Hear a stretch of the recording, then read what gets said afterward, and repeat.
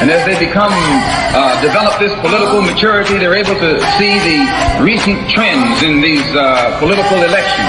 Any minority that has a block of votes that stick together is in a strategic position.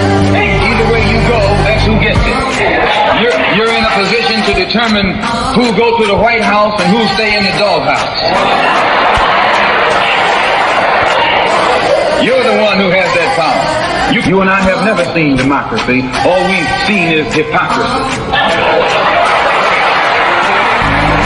Today, and look around America, we see America not through the eyes of someone who has enjoyed the fruits of Americanism. We see America through the eyes of someone who has been the victim of Americanism. We don't see any American dream. We've experienced only the American nightmare. We haven't benefited from America's democracy. We've only suffered from America's hypocrisy. And the generation that's coming up now can see it and are not afraid to say it. Yes, and I'm not afraid to say it. This is your boy, AJ Woodson. You're tuned into Black Westchester Presents the People Before Politics radio show. I think episode number 408, something like that. Still celebrating our 10-year anniversary. My boy Damon K. Jones will be with us in the second hour. We got a good show for you. This week is the last week to advertise in this issue, the next anniversary issue of the paper, Friday. So if you, all those who wanted to advertise and to have your ads in by Friday, February 27th, your ads and your checks, please, by Friday, September 27th, I believe is the date. And that's it. A couple of things going on. Shout out to Pete Rock. I think Pete Rock and Common, they got a new album that was nominated for a BET award. So shout out to them. What else is going on? Seems like New York City Mayor Eric Adams got a lot of things going on. His new commissioner that he just appointed, I believe, has been, I think he just stepped down, or the feds are coming after him. So I gotta keep you up on that for those who have been following. But there's a lot going on in his administration. Shout out to I needed Damon to be on with me in the intro. I know he has some things he wants to talk about, but he's not here. Yo, without further ado, you know what? We have our first interview, and that person is here. So we're going to get her on early. Ayanna Armstrong, she used to be a writer for Black Westchester. She has a book out, and she has a story she wants to tell. I see her in the waiting room. I need her to put her camera on, and I know she's ready. Then, there she goes. We're about to bring her in right now. How are you doing? I'm good. How are you doing? Since you are here early, we're going to get you in early. Okay. So tell everybody who you are and why you're here. So my name's Ayanna Armstrong, longtime resident of Mount Vernon, New York. And we met back in 2017, my senior year of high school. So today you invited me back on the show to just talk about to raise awareness about the address confidentiality program, and just talk about how I was trying to navigate that through the legal system and Mount Vernon Police Department. Okay. So without further ado, let's get to it. But I want to say first, so I met this young lady.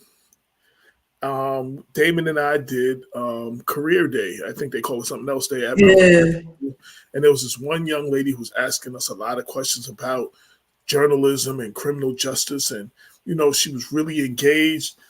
Then a couple of years later, a year or two later, I got a call from then City Court Judge Adrian Armstrong, who said, my daughter would like to write an article.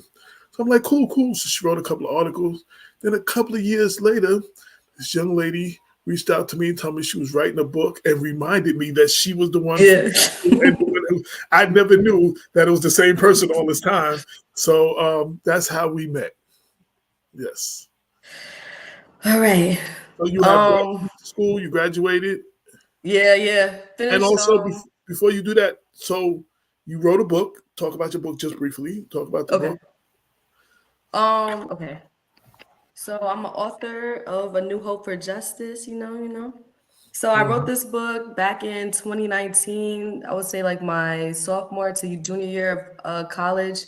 And basically it's about like criminal justice reform and the importance of this book. It also talks about like solutions to the problem. Most criminal justice books, I found that they just talk about the problem, but they don't offer solutions. So I feel like my book is kind of more, offers a more perspective and open-mindedness. And it also reminds people that you don't have to hold a government position in order to hold these agencies accountable. So I would definitely recommend, this is a good read. So absolutely, and I'm quoted in the book, and so is yes. Kenneth Chamberlain. Chamberlain. Yes. Shout out to him because I know he's watching. He's in transit somewhere, but I know he's watching. So shout out. And Kenneth Chamberlain, I remember before when someone gave you a sweatshirt for me and you had it in your trunk for like 2-3 months. You said, hey, they gave me the sweatshirt and I never saw you. They gave me a book for you that's autographed that I still have. And I just was going through my books and I just saw it. So next time I see you, I have to give you your book. Yes. So talk about why we're here today. All right, so on July 23rd of this year, I went to the Mount Vernon Police Department to make a domestic incident report, just to report some violations of an order of protection against an individual that's in a different county that I had to relocate from. And I notified the reporting officer that I'm a part of the address confidentiality program. And then this is the card. I don't know if you can't really see it on the camera, but it's Now, basically— what is that? Address what? It's called the Address Confidentiality Program. So it was established in 2011 for domestic violence survivors and other victims of violent crimes. So this program grants individuals like myself to have a substituted address that's like located on the card. So it's like a PO box. So you don't have to use your protected address and, so the perpetrator doesn't know where you live or just anything like that. But when I got the report a couple days later, or like on August 6th, when I got it from the records department about Vernon, I realized that my whole address was on the report and it was already faxed up to the county. And then it's in review of the district attorney's office. So it's already too late out there. So once I realized that, I alerted the mayor's office and I spoke with Director of Constituent Services, Eric Crump. And it was just like a 5-minute meeting, I kid you not. And then like he just took a copy of the domestic incident report and said that he'll do some investigative work and just see why that my address was put it on the report. And also because I also inquired about like my mood that was also documented on the report, because the reporting officer put that my mood was nonchalant. And to me personally, I feel like that's a clear sense of insensitivity and disrespect to me as a Black woman who's a survivor of domestic violence. And I feel like you shouldn't have put that my mood is nonchalant. But basically, I've been dealing with this situation since July 23rd. And as you can see, I posted on my Instagram like a leaked email, but I redacted like the emails of the people that I spoke with. And basically they have no resolution as of right now. They haven't been communicating me. They're not trying to meet with me anymore. Who's they? The intern commissioner, Dave Gibson. I also spoke with Kendra David from the mayor's office, who said that she'll actually take lead on the case and figure out what's the delay with Eric Crump. I spoke with Captain Gregory Addison, Marcel Olisers, Captain Michael Goldberg. So I met with like all the higher ups and no one is like taking this seriously. And it's just very concerning to me, especially the response to me asking for directed patrol after I actually told them in email, like, I've been sleeping in my car because I'm like fearing for my life because you guys breached my address, but you're not giving me the redacted version of the DIR report. You're not offering any protection. You're not doing anything. So that's basically where I'm at right now. Okay, so what is your next step? What you have? I feel like for next steps, like because when I posted that on Instagram, the mayor liked the post. I saw she liked the post. Found that interesting.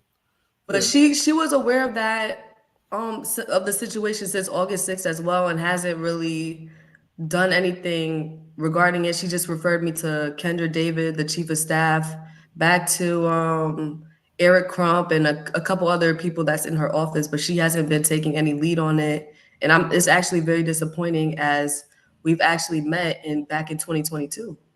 And she has a copy of my book as well. Right. Because I know you did a couple of book signings. The Anti Racism Alliance and all of them did Yeah. a virtual book signing for you, a book reading, author talk for you. Yeah. Yeah, that I was in on. I think you did one or two others. So what would you like the outcome to be? What are you fighting for, or what? You know. I feel like overall, I just feel like I want justice, like, So referring to my book. what does justice look like to you? That's a good question. So I feel like I want a formal written apology first and foremost from the Mount Vernon Police Department because due to this situation, I feel like I've gained a lot of emotional distress. So I have increased anxiety now and depression, which now requires medication. And I want a timestamp of when the actual DIR report was redacted because they claim that it was redacted, but I have yet to see a timestamp of when it was actually redacted. And I want like a written steps that Mount Vernon Police Department will take to make sure that this won't happen to anyone else. Because when I met with the department chair and the deputy chief, Stephen Sexton, he said that he'll implement training on the relevant laws about domestic violence within the police department. But how can they do that if they don't know about the program? Even the corporate counsel, Brian Johnson, didn't know about the program. I'm reading him the section of law that is from, and he just referred me back to the mayor's office, back to the director of constituent services, Eric Crump. And then I also want a written statement from the internal affairs unit pertaining to the conclusion of the investigation because I reported this formally on August 19th and today is September 22nd. And I was told that it would take 2 weeks by Captain Gregory Addison via email. So I haven't heard anything from them. Okay. What is being done for the domestic violence part? Like, was the other person, was there order of protection? What was being done? Yeah, so there is an order of protection already established, but it expires next week. That's why I've been trying to stay on it, but they just keep offering me meetings for next week when it expires. So, and they already leaked my address, so that's why my concern was too. I was just trying to meet with everybody, but they're not trying to meet with me anymore. So you've reached out to everybody. Nobody's getting back to you. I didn't get a chance to talk to anybody ahead of time. And I'm sure, did you reach out to the district attorney's office? Oh, yeah, they were present on August 29th when I had the meeting with Captain Gregory Addison, officers, and Captain Michael Goldman or Berg or one of those. But she said that they won't be investigating further. And I also received a letter in the mail saying that my concerns are going back to the internal affairs unit within Mount Vernon Police Department. So first, the person violated the order of protection. Is that what? Yeah, so I went to Mount Vernon PD to report it and have them fax it up to the county where the ongoing case is occurring. You know, the Mount Vernon Department is currently under a DOJ investigation for civil rights violations, et cetera, et cetera. Maybe you should try to contact them.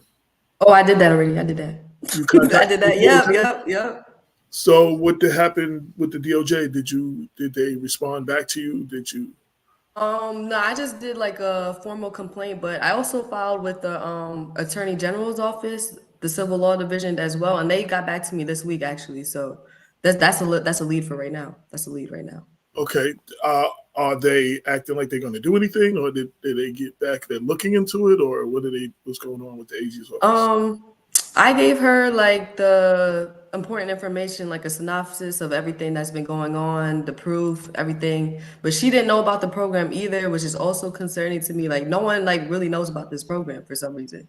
When domestic violence is like a serious issue, and I feel like so in the upcoming weeks, I'll be meeting with like the Westchester County Legislator office, like his staff, and I'm looking to implement statewide policy because that's what I kind of do for work. So regarding like ramifications for the ACP program, because in the law right now it just says like what the program does and what it's granted to do, but there's no legal repercussions if like for Mount Vernon Police Department when they violated the breach my address, there's no there's no like consequences right now for that. So Repercussions. Right. What is the program? I wanted to look it up. What's the program called again? it's called the New York State Address Confidentiality Program.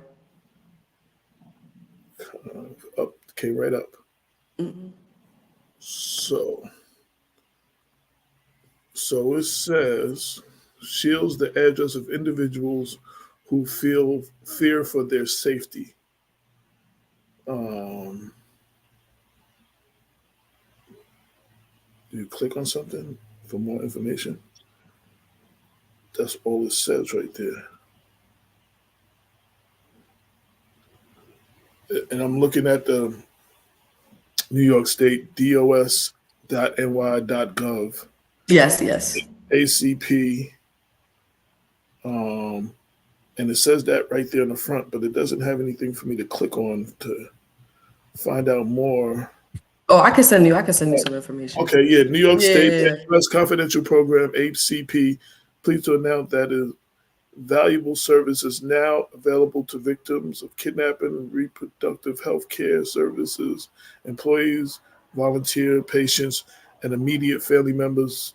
Right, contact this number. If you're a victim of domestic violence, victim of stalking, victim of sexual offense, victim of human trafficking, victim of kidnapping, or are reproductive health care service providers, employee, volunteer, patients, or immediate family member of reproductive health care services provided, New York State Address Confidentiality Program can assist you in shielding your address. Once you are registered, participants are assigned a substitute address that they may use instead of their actual address. All state and local agencies are required to accept the substitute address. Any mail sent to the participant at the substitute address is processed by ACP staff and forwarded on a daily basis to the confidential location of the participant. The program is available, blah, blah, blah. Okay. So, and it also states that like if a police department needs the like my protected address, they're supposed to get a waiver from the Secretary of State, and the Secretary of State is supposed to do their due diligence to make sure that there's a bona fide need for my protected address. And if there is, then they have to sign the waiver, they get the waiver back. And then if this information of my protected address needs to be shared with another police department, the other police department also needs to fill out a waiver and get it signed by the Secretary of State, which both departments didn't do. And I know that for a fact that they didn't do that. Well, as it said, and I'll read it again, it says all state and local agencies are required to accept the substitute address. Mm-hmm. So, and I want to be clear. So you're saying that the Mount Vernon Police Department, City Hall, the Corporation Council, et cetera, did not know about this program? No, they didn't know about it. And then when I was talking the high rate of domestic violence and rape accusations here in the city of Mount Vernon, that's how long has this program been in existence? Since 2011. So that's wow. So that's going back a few mayors. That's Ernie Davis, Richard Thomas. That's Ernie Davis, Clinton Young, Ernie Davis, Richard Thomas, and now Sean Patterson Howard. Yeah. The city doesn't know, and the police department does not know that this program Even exists? the legal counsel is what threw me off. Like I'm reading him the law, and he's like, "Nah, I don't." He said, "I quote, I don't know nothing about that. You got to go back to the director of constituent services," and he held the door open for me to leave. Wow. I like to not speak on things before talking to other people, but from what I'm hearing, this sounds kind of like a malpractice of public safety. Yeah. That the Mount Vernon Police Department does not know this program exists. And we're not talking about something that just went into existence this No. year, but has been in existence 2011, 21, 10, 13 years already. So Yeah. I didn't know about it. I learn something new every time I do an interview. When I learn, because I don't know none of this stuff. All the stuff we've learned. So I'm going to be looking into that. I'm quite sure that I'm going to hear from someone from the city or the police department. I'm quite sure someone will contact me after this airs, but I will reach out as well. I'm going to reach out to the corporation council and see what I can find out. I mean, okay. So I can do on my end at this point. But so what would you like to see? So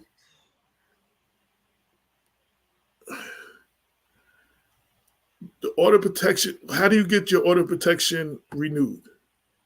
Well, the DA's office up there is handling it, so I feel like I should hear from them hopefully by So this was Monday. outside of Westchester County, or this was? Yes, outside of West. Yeah, that's why they had to fax it up to a different police department. Yeah, so it's outside of Westchester County.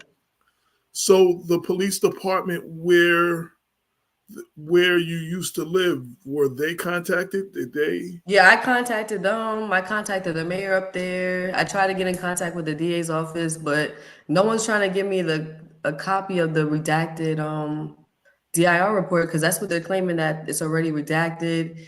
And then I also met with someone else today who, I'm not going to disclose their personal information, but they're also having a similar issue with Mount Vernon Police Department. And I seen that she also had a DIR report and their information was redacted. So I'm confused on why my information is on there.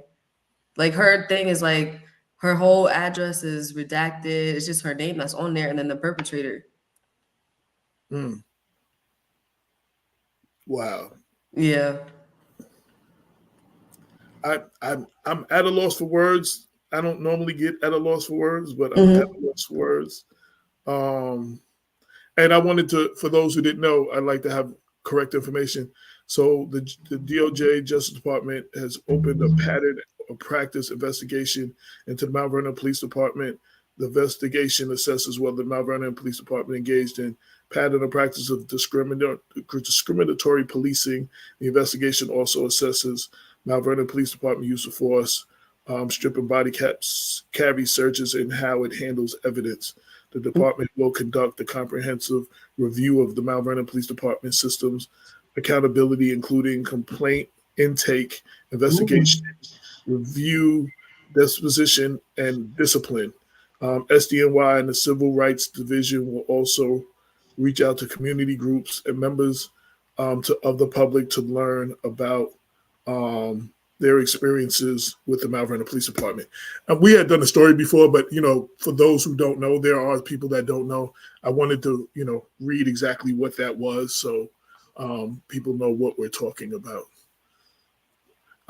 Is there anything else you want to add about this? Last words. So people did comment and DM me like how they can help and advocate on my behalf. So I told them to tune in today just so I could tell them. So in my book, A New Hope for Justice, I talk about how social media is a powerful tool. So in order to advocate on my behalf, this is all I ask. On my Instagram profile at Ayana Writes, so AYANNA and then WRITES. I have 2 posts that are pinned to my profile pertaining to the Mount Vernon Police Department from September 11th and September 19th. And all you have to do is tag at MT Vernon Police and at Mayor SPH with the hashtag A New Hope for Justice. And just hopefully, it gains more traction, and then there'll be more let's see if they want to try to control the situation and actually resolve my issues.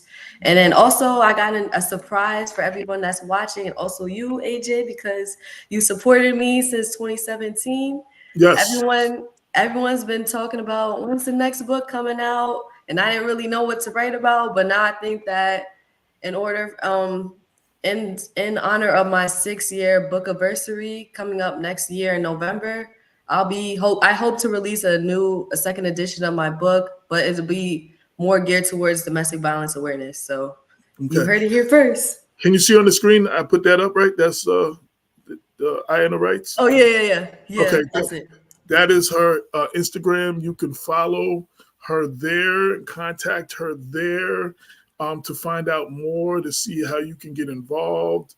And we will see if we can bring some more attention to the situation and maybe get some answers. And stay tuned. Yes, stay tuned. And also, I have a link in my bio. I have a new website. So if you want to stay up to date on how, I advocate for marginalized voices in the community, you can sign up for my email listing. And then in the next month for Domestic Violence Awareness Month, you won't know the date, but if you sign up for the email listing, then you'll see whatever is on the website. So tune in for that as well. And thank you for having me on the show, AJ. No problem. And how can people get your book, the one that's out right now? It'll be on the link too. The link that's in my bio. Yeah. Okay.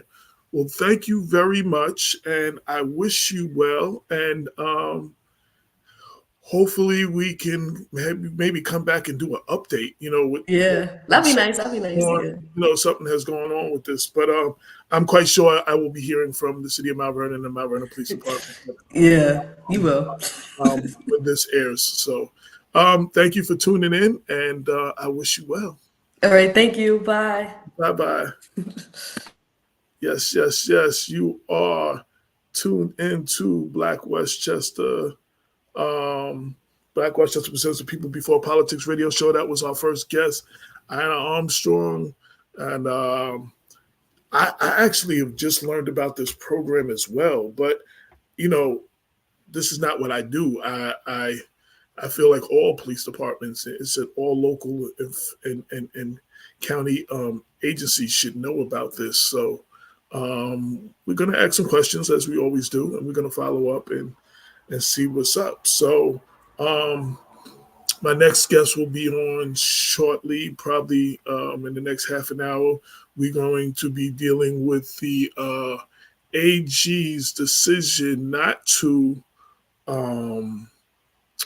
charge the officers involved in the killing of the New Rochelle Police Department officers involved in the killing of Jarrell Garris last year. He was shot July 3rd, 2023, and died of his injuries July 10th. And this week, the AG, 14 months later, just came back saying that she will not be pressing charges. We have on the website right now in Black Westchester, Blacks in Law Enforcement have responded. Kenneth Chamberlain has responded, and former County Legislator Damon Maher has responded and asked some really great questions, and he is going to join us around 7 o'clock, and we will be discussing that in great detail. Anybody tuned in right now, next 15, 20 minutes, you got any questions, comments, whatever, please hit us. If you're watching this on YouTube, make sure you subscribe.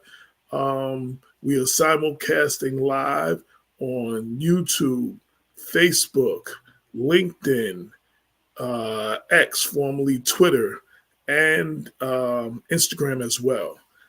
Every Sunday, 6 to 8. This Black Westchester presents the People Before Politics radio show, celebrating our 10-year anniversary. Again, we're celebrating our anniversary over a couple of issues. The first issue is out already. Rod Benjamin on the cover. We attended the city celebrating him at Memorial Field, and gave out the newspaper, and he signed over 100 copies, the cover for the people that were there. It was great. The next issue comes out October 4th. The deadline to advertise is Friday, September 27th. And you can also make your donations and contributions as well. Hit us, blackwestchester@gmail.com. You can make a donation via Cash App, Zelle, Venmo, PayPal, all the usual ways. And we greatly appreciate all those who have made donations and contributions, who have supported, who have taken out ads, all those who have committed to taking out ads in this issue.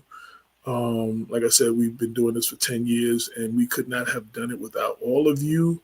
We greatly appreciate all of you and all of your support. What else is going on? I haven't really touched upon, and a lot of people have asked me. So I know everyone's heard about Diddy and his problems. We're not going to really go into that tonight, but he was arrested and he was denied bail, and he's being held in the Brooklyn House of Detention up until his trial. And he's new videos are coming out every day of things he said before. People are coming out speaking, new lawsuits. I mean, it doesn't really look good. He is innocent until proven guilty, although of the charges that he is being charged with. But I will say he lost a lot of love from a lot of people when that video of Cassie surfaced. I mean, there's no denying that's not guilty before proven innocent. He whipped her behind, and he is on camera. You see it. He didn't deny that it was him. You visibly see it. And a lot of people who were trying to give him the benefit of the doubt, he lost a lot of support. What I noticed and what a lot of people talk about, a lot of times when somebody big like that gets charged like this, and they've been allegedly doing this stuff for a long time, there's people that shield them. Usually you can identify when their problems started, and he was represented, I forgot the parent company, but they represented Ciroc, and he was, they owned it, and he was a spokesperson, I guess part owner or whatever. And he went against them and accused them of racism and had a lawsuit against them. And allegedly, when things came up, because he was making them so much money, they were blocking some of this stuff. And then he went and called them out and called them racist and all that. And that was the beginning of all the legal issues. All the stuff started surfacing. It seemed like it wasn't protected no more. If he's guilty of this, then he should definitely do the time. He should definitely be convicted. There's no excuse for none of this. There was no excuse. There's no excuses you can make up for what you saw in the Cassie video. I do pray for the children and the family members and any of the victims, because there are many victims. But I will say this. I watched a lot of legal analysts and lawyers who have spoke on the various shows and podcasts. This is far from over.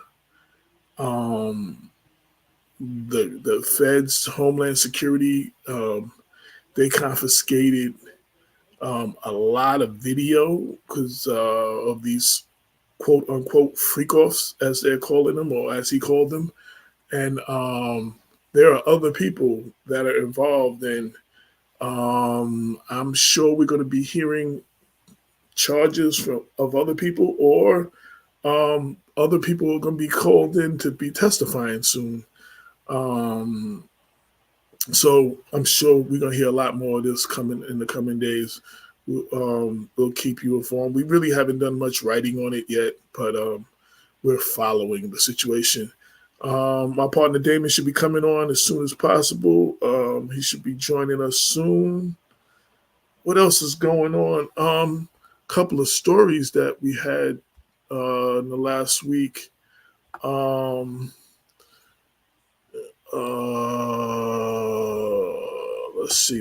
Let's see. Going through. We have a great op-ed up by a young man from Yonkers. I suggest everybody read it. It's about My Brother's Keeper and his involvement in My Brother's Keeper, and it's good to hear from. I think he is now a freshman at Pace University. But when My Brother's Keeper started, his mom, suggested he get involved. And, there's a lot of kids that age. He felt like, oh, this is going to be extra work. And you know what I mean? And he didn't really want to take the commitment. But his mother, I guess, kind of urged him. And he talks about when he finally joined and got involved and how a great experience has been in his life. It's a really good read. And everybody should check it out. It's called My Brother's Keeper Is Not Just Extra Work. It's a Life-Changing Opportunity by Cameron Williams. Everybody should just check that out. It's on the cover page of Black Westchester. As I said, there's we've been covering a couple of responses to the AG deciding not to press charges. Former County Legislator Damon Maher responds to her decision in the police shooting of Jarrell Garris, and he will be on tonight. Blacks in law enforcement have responded. Kenneth Chamberlain has responded, and all those responses are on the website as well. Let me know you tap in. Let me know you're checking us out. Give me a comment. Look at them. My text message is blowing up. Let me know you tuned in. Let me know where you're tuning in from. Again,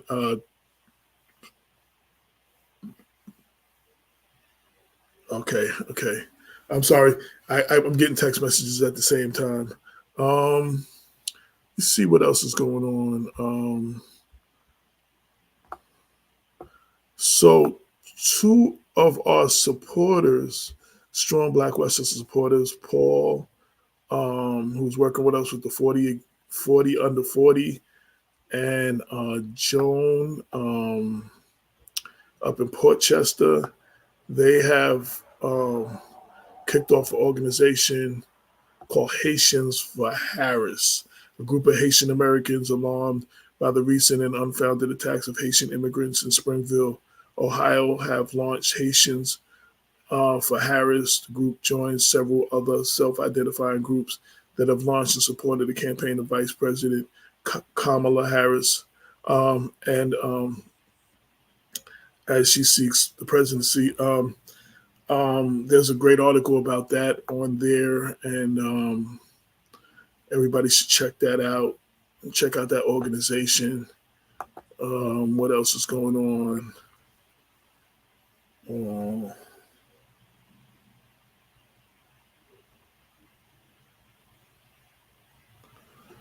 What's going on? What other articles? Is there anything else you want? Any questions you have for us? Anything that you want me to address? Please leave it in the comment section. Greatly appreciate you.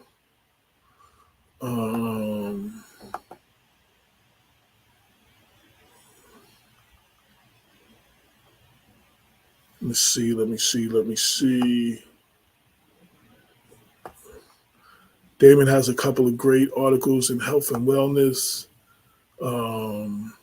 that y'all need to check out. The Art of Listening, Nurturing Love Through Communication in the Digital Age. That's a good one. And there's a few others. Also, Mount Vernon School District records its highest graduation rate in decades. That's an article that's on there that you need to check out. What else we got here? What's the latest joints? Lanez Kinsley wrote an article on New York City Chancellor David Banks unveiling a bold vision for the future of New York City schools, building a foundation for inclusivity and innovation. That's a good read. We remember Omar Kareem, who has passed. We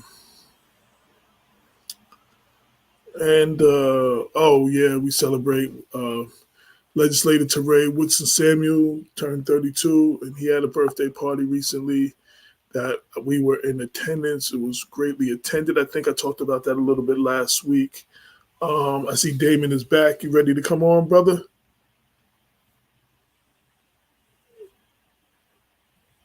Peace and blessings. Peace and blessings. There you go, everybody. I hope everybody can hear me. I was trying to get the light situation in my bedroom. I'm having a lot of construction done to my house, so it's like we're just like packed in the bedroom. So yeah, I'm playing with my light situation too. I still don't got it the way I like it, but so I had to get my light situation taken care of. So try this side. Let's see if this I better. can try to get it in. So I want to thank everybody that has tuned in on all the different platforms. We thank you for joining us every Sunday. And God willing, in 20 minutes, we're gonna have a real discussion. Yes. A real honest discussion about Attorney General Tish James and her decision not to bring charges against this officer in New Rochelle. But I also going to take the time now to say that we have to, as taxpayers throughout Westchester County, there is not one major police department in Westchester County that did not have a questionable police shooting. Not one. Yonkers Police Department was already investigated by the Department of Justice. And they had to admit to a consent decree. But Black people dropped the ball to make sure that all those bullet points that the federal government said that Yonkers Police Department was supposed to do, that they didn't do. Mount Vernon Police Department right now is being investigated by the Department of Justice.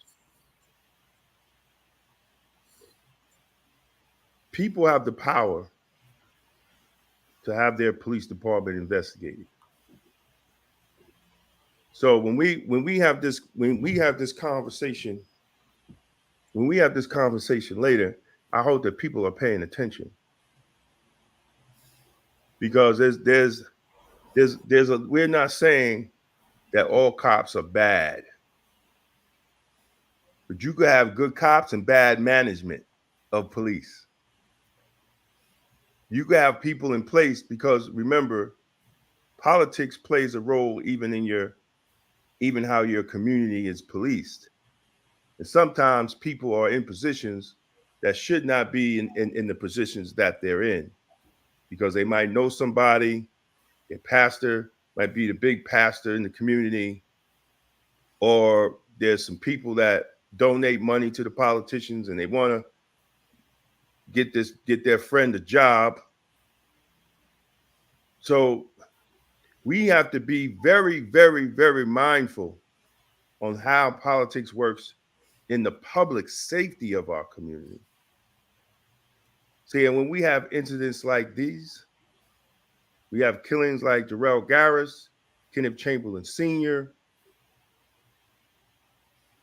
and others throughout Westchester, White Plains, Greenburgh, Yonkers, Mount Vernon, New Rochelle, twice since George Floyd, and that was supposed to be the pinnacle there. Like, everything was supposed to change after George Floyd. The New Rochelle Police Department. Well, nothing changed under George Floyd. Not even. We'll get into that. Nothing has changed under George Floyd. Black communities just got rhetoric, but actually Nothing has changed. So, and this is why we have to understand. It's not on the politicians, it's on the people.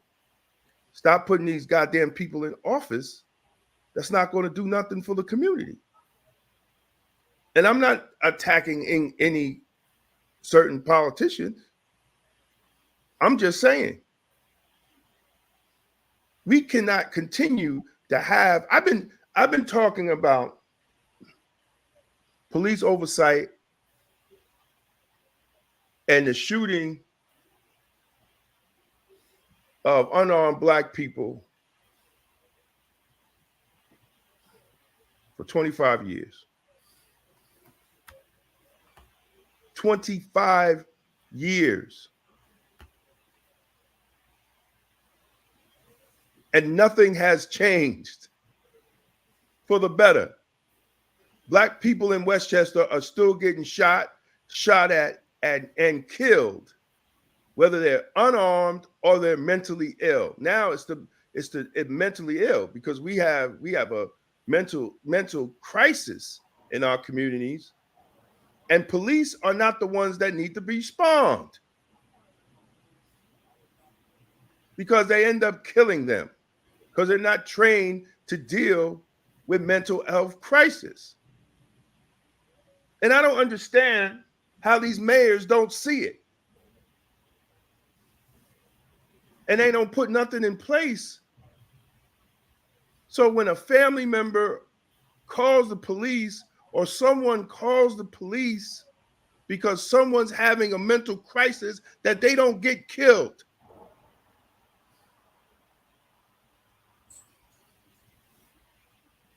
And I'll challenge any PBA president to come on the show.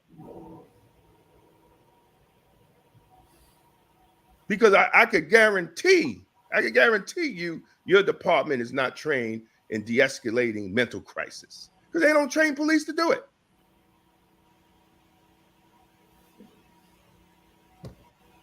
They were supposed to continue. They were supposed to put that in place in the Westchester County Police Academy. But what does that mean once you go to the local police department and there's no ongoing training and de-escalation of someone in a mental crisis?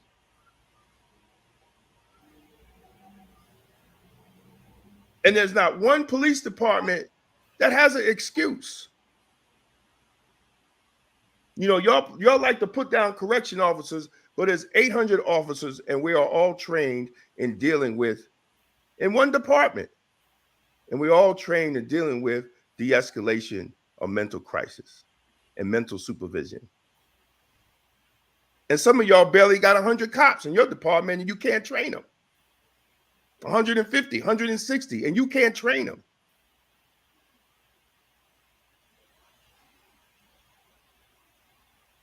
See, this is where the people have to put demands on their elected officials. And if the elected officials are not doing it, then they shouldn't be in office.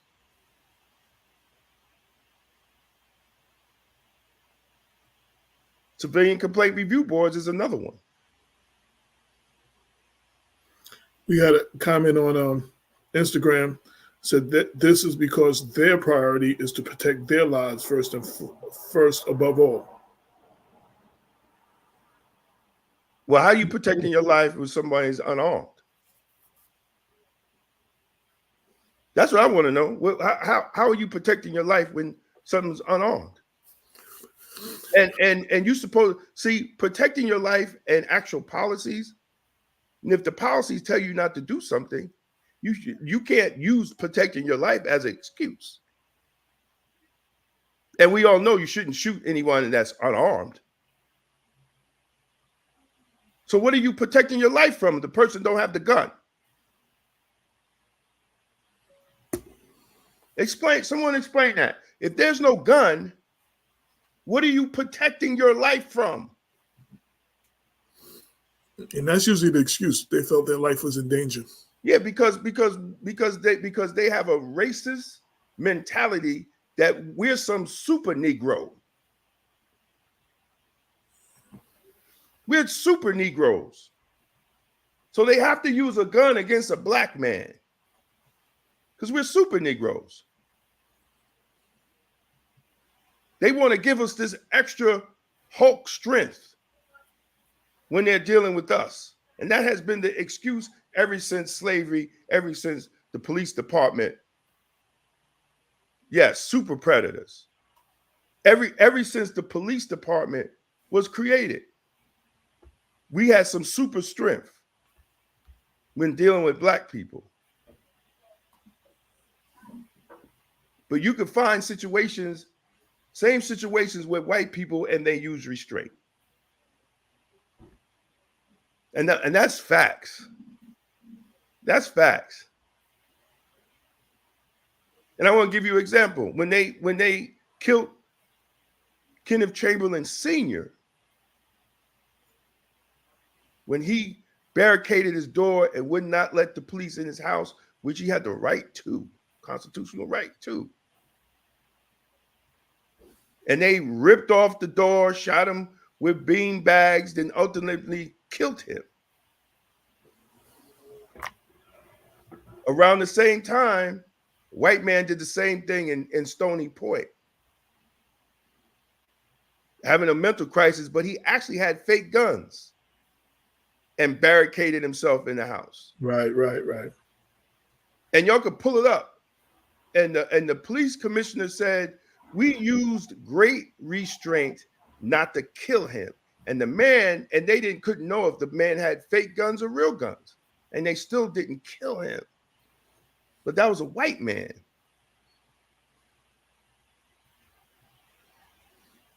Nothing has changed. Even with black commissioners, nothing has changed.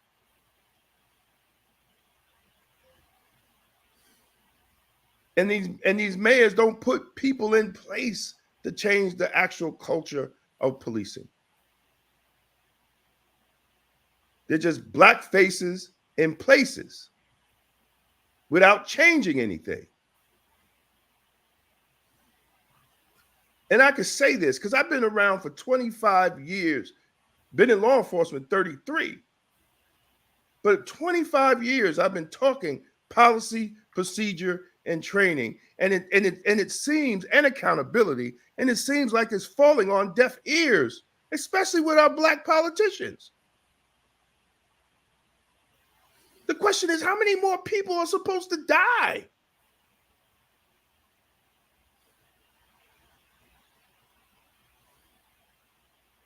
And then y'all want to come around for our vote and smile and skin and grin while people are dying. Every death we say, this is the last one. This is the last one. We're going to learn from this mistake. And we don't. We don't. And I'm literally tired of talking about it.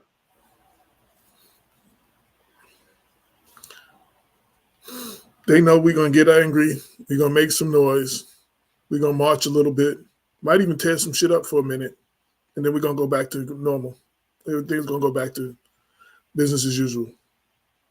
Absolutely. I drove by. We was distributing the papers. I don't know what, about a week ago, 2 weeks ago. Drove by that where he got shot. Drove by the store where Jarrell came out. Business as usual. They doing business as usual. The normal. You know what I'm saying? You saw nothing there. It was just like if you didn't know what happened, you would never know what happened. Everything was back to normal. Right. And that's the problem. And that's the problem. As Dixon said, 2 weeks and back to normal. Sometimes maybe a little longer, 2 weeks, but it's back to normal. There's protests. They might shut something down. They might, rally, march. Like I said, sometimes in some situations even tear some shit up. But nothing gets done. And, that's why we do these stories, to keep the names of these victims alive. Because if we didn't, you wouldn't hear about them anymore. Not at all. and we stand with the families in the fight for justice, and their fight for justice. You know, so it's not just swept under the rug. Our guest is here. Are you ready to go? Give me a thumbs up if you're ready to go. Oh, he said 1 second, 1 second. Yeah, so we're about to get into this conversation. Like I said, you know, it's funny because we had this conversation, and when talking to the family, you wanted to have some hope that they would actually, the Attorney General was going to do the right thing, but you kind of expected what happened. And for it to take 14 months is unacceptable. Right. You know, but you know why they took 14 months? Because he's worried about Trump. Well, that too. They're worried about Trump, but they was trying to figure out how to pass it in a way that they wasn't going to do it. That's why it took 14 months. Because they didn't want people to see that they were incapable of giving justice or attempt at justice. That's why it took 14 months. They were trying to figure out how they could pass off not doing it. So since she's been in office, and she was in office when Cuomo, Snyderman was in office when Cuomo made the Attorney General deal with any deaths in the hands of she was in office. Okay, so bottom line. So she hasn't brought charges on any officers as of yet, in any of the situations that have happened under her watch. Is that true? I don't know of any. I don't know. I don't know her office going to trial with any questionable police shooting. I'm not sure. I haven't heard it. Right. And we damn sure had situations under her watch here in Westchester. And she hasn't done anything when it has come to questionable police actions or police crimes against taxpayers. Right. She made recommendations. A lot of people spoke on that. There were recommendations made, and he says a recommendation indicates that there is a problem. Right. But it's hard to make. See, here's the problem. It's hard to make recommendations when your office is in charge of the recommendations, right? And is Damon Maher? I want Damon Maher to be. Is he ready? When you're ready, Damon, just give us a thumbs up, and then we'll put you on. And you ready? I think he said yes. Mm-hmm.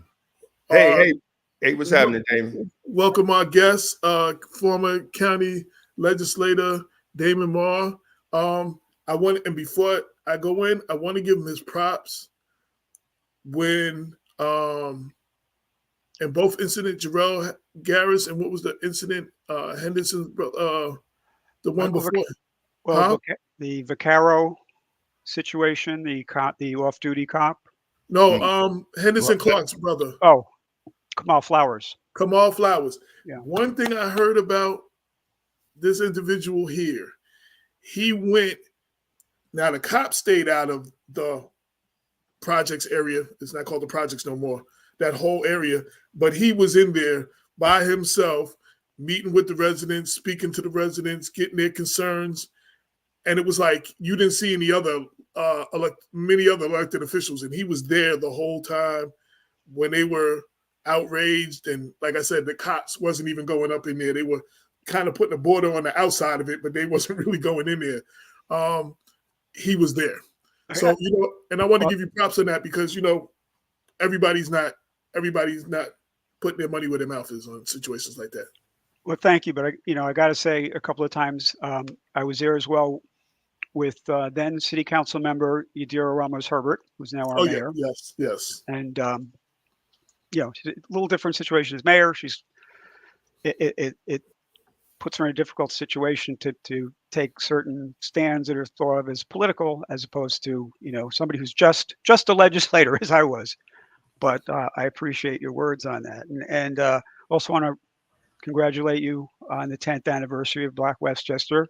Thank you. And I had a smile when you were mentioning Brenda Crump, because my wife and I were foster parents way back when we were, before I had the gray beard in the Westchester County system, and so we knew Brenda Crump from that era, and she certainly did a lot more in foster care as time went she by. was an advocate. People don't even know her work that she did, and with foster care for children and advocating for the children's rights and all of that. She just terrific, and then I ended up just connecting up with her a little bit some years later, because my sons were on the New Rochelle High School track team, and so she was big booster and supporter of the Mount Vernon team. So we'd see her up at the field up there.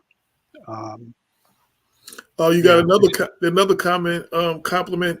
Damon always spoke up for the hood and was in the hood, hooping and finding out the problems. He definitely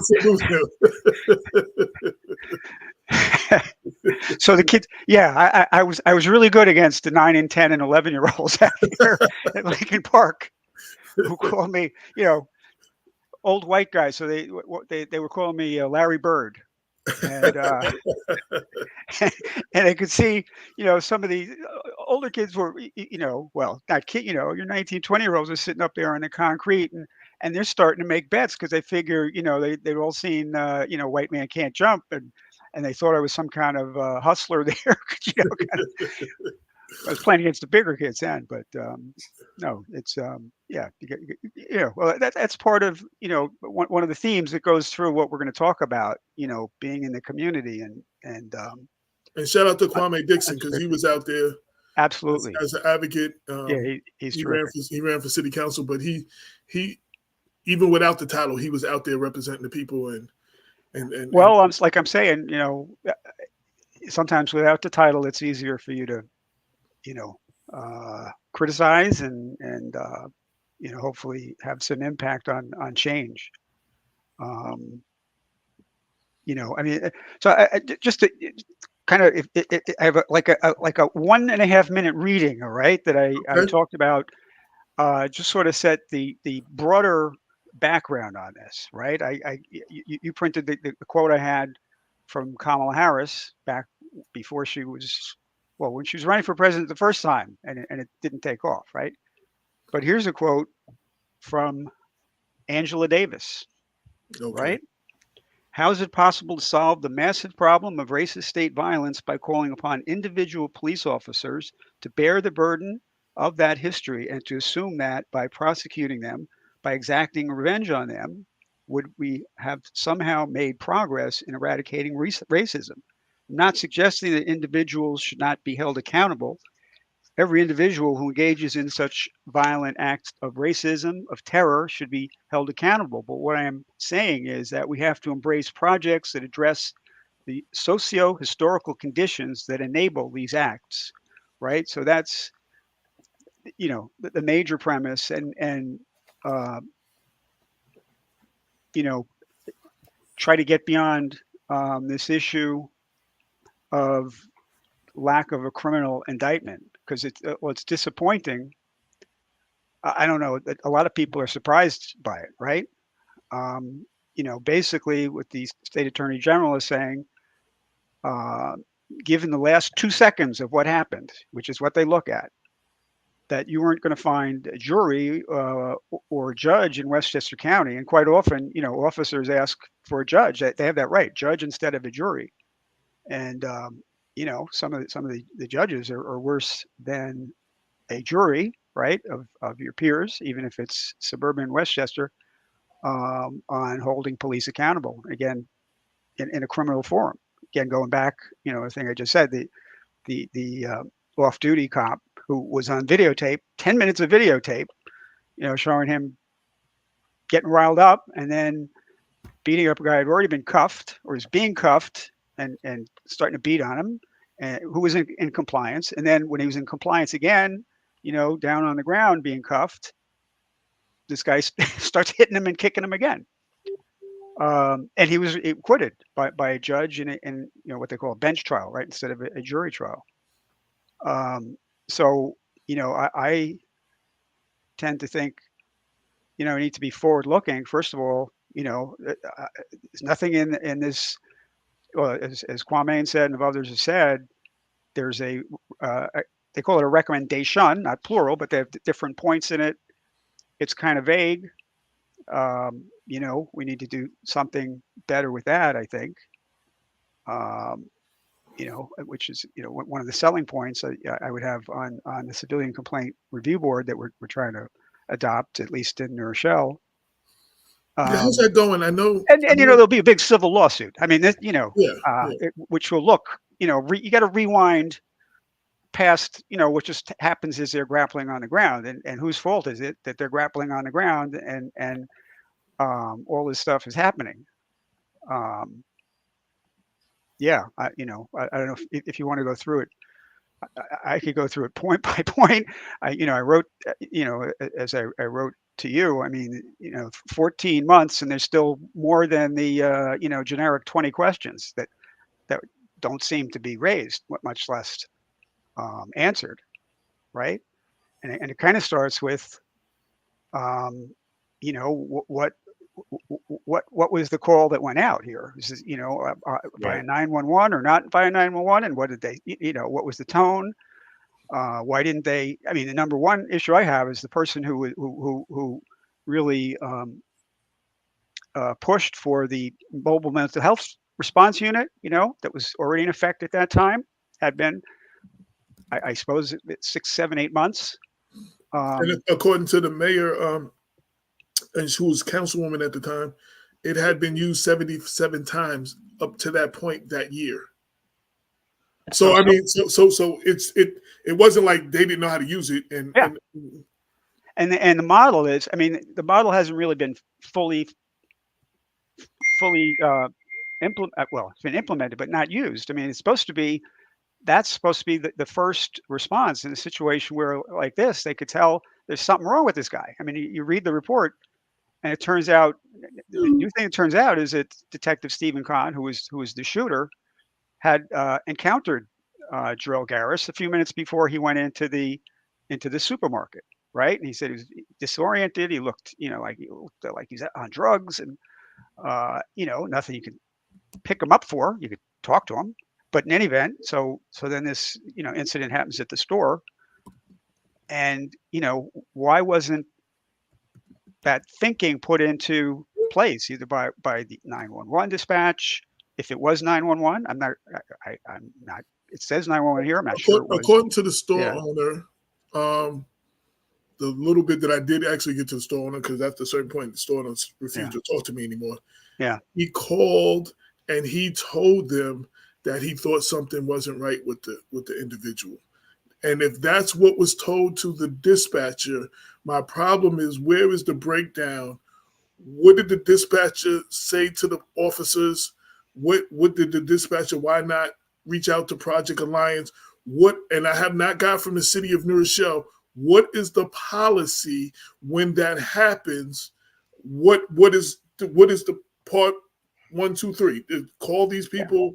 To let the officers know that because they'll probably be there first, that they're on the way, whatever. Like, what is the policy? And I have not been able to get that in 14 months. It sounds to me, I gave you what, the ideal scenario is, that you don't have to involve the police from the beginning, except as backup, but apparently they're doing it the other way around, where the police will show up and it's up to the police to call for this, this kind of backup as well as all the other kind of backup that apparently showed up right afterwards. Full disclosure, I'm glad you said that about what the store owner said, because he told that to me as well. Right, and I know him pretty well. That's what he said to me and to others. So right. So from my perspective, known him a while, nice guy. He put in the supermarket with fresh, that area is a little bit of what they used to call a food desert. Mm-hmm. And he puts a quality product, especially fresh fruits and vegetables, which is expensive, the fresher, and he's not part of a chain like Damon, you were saying. He doesn't have the same volume Right. as a Costco or even regular supermarket, the other chain supermarkets. So to make a living, it's expensive, more expensive than other places. Right.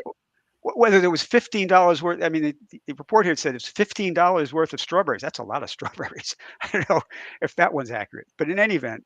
But see, that has grown, because in the beginning it was like a couple of grapes and something else. It was like what came to like $1.50 or a couple of dollars. Like, so yeah. That story is growing, I guess, as to what it was, because he actually ate. I can't see him eating $50 worth of strawberries. What he did is he ate a couple of grapes and something else without paying for it. You had a bottle of water, it messed up the display, and whether the sanitary, whatever. But so in the summary of the report at the beginning, right? It's a couple of interesting verbs in here when you read it. Detective Stephen Kahn walked over, so he's the two female officers are talking to him, right? And they did a good job. They did a decent job speaking. They addressed him by his name. They were like, "What's going on?" They tried to ask him questions. Could be the training manual, right? It could be the training video for what to do right. Right. And then we have the part what to do wrong, right? Right. And then Khan came out of the car and kind of rushed the situation. Well, that's what I'm going to talk to you about. So the first, in the overview and summary, it says he walked over and determining that Mr. Garris was not complying. Later in the report, it says, as we see with our own eyes in the video, they call it a quick jog, right? He bolted over there. Right. Determine, what did he determine in that brief? What did he think over and determine, other than the store owner said, I want to press charges? Even if he did, the store owner's not the, he's not the DA, he's not the, chief judge executioner. That's a factor in what you're going to do next. But he didn't think and determine anything. He went out and started tackling a guy on the double yellow line. They didn't even wait for him to walk all the way across the street. Right, because the second the female with traffic, there's traffic coming all over. She was walking him over to get him out of the street. Yes, at the very least. Yes, and at the very least, again, a lot of this is going to be you've never been a police officer, Monday morning quarterbacking, but the idea is for future use. Let's talk about what the right things to do are to keep officers safe and the community safe. Keep the civilian, the dozens of cars going across a very busy road, based on you're seeing 5 minutes before and seeing again that this man is not responding. Let's not forget he's a big man. There's how when they teach hidden bias, white people see black people as bigger, but this was without a doubt he's a big man. And thinking strategically about what you're going to do. You, an average sized man, and two small female police officers, what are you going to do about this minor violation? And a man who seems, he could be on drugs or otherwise incapacitated, may have a mental health issue. Even think about tactically. If you're what's the main thing to when you're in sports? You want time and space, right? Police, you have all the time in the world. You don't have to conclude this thing right now. And if you're feeling like this is some kind of guy you may have to tase, I'm just throwing out there. It's easier, as you saw in this case, it's easier to, if everybody's off a bit rather than everybody's on top of them, for the person who's being told to tase the guy, to find an angle. And she didn't. The other female officer didn't find an angle to do that.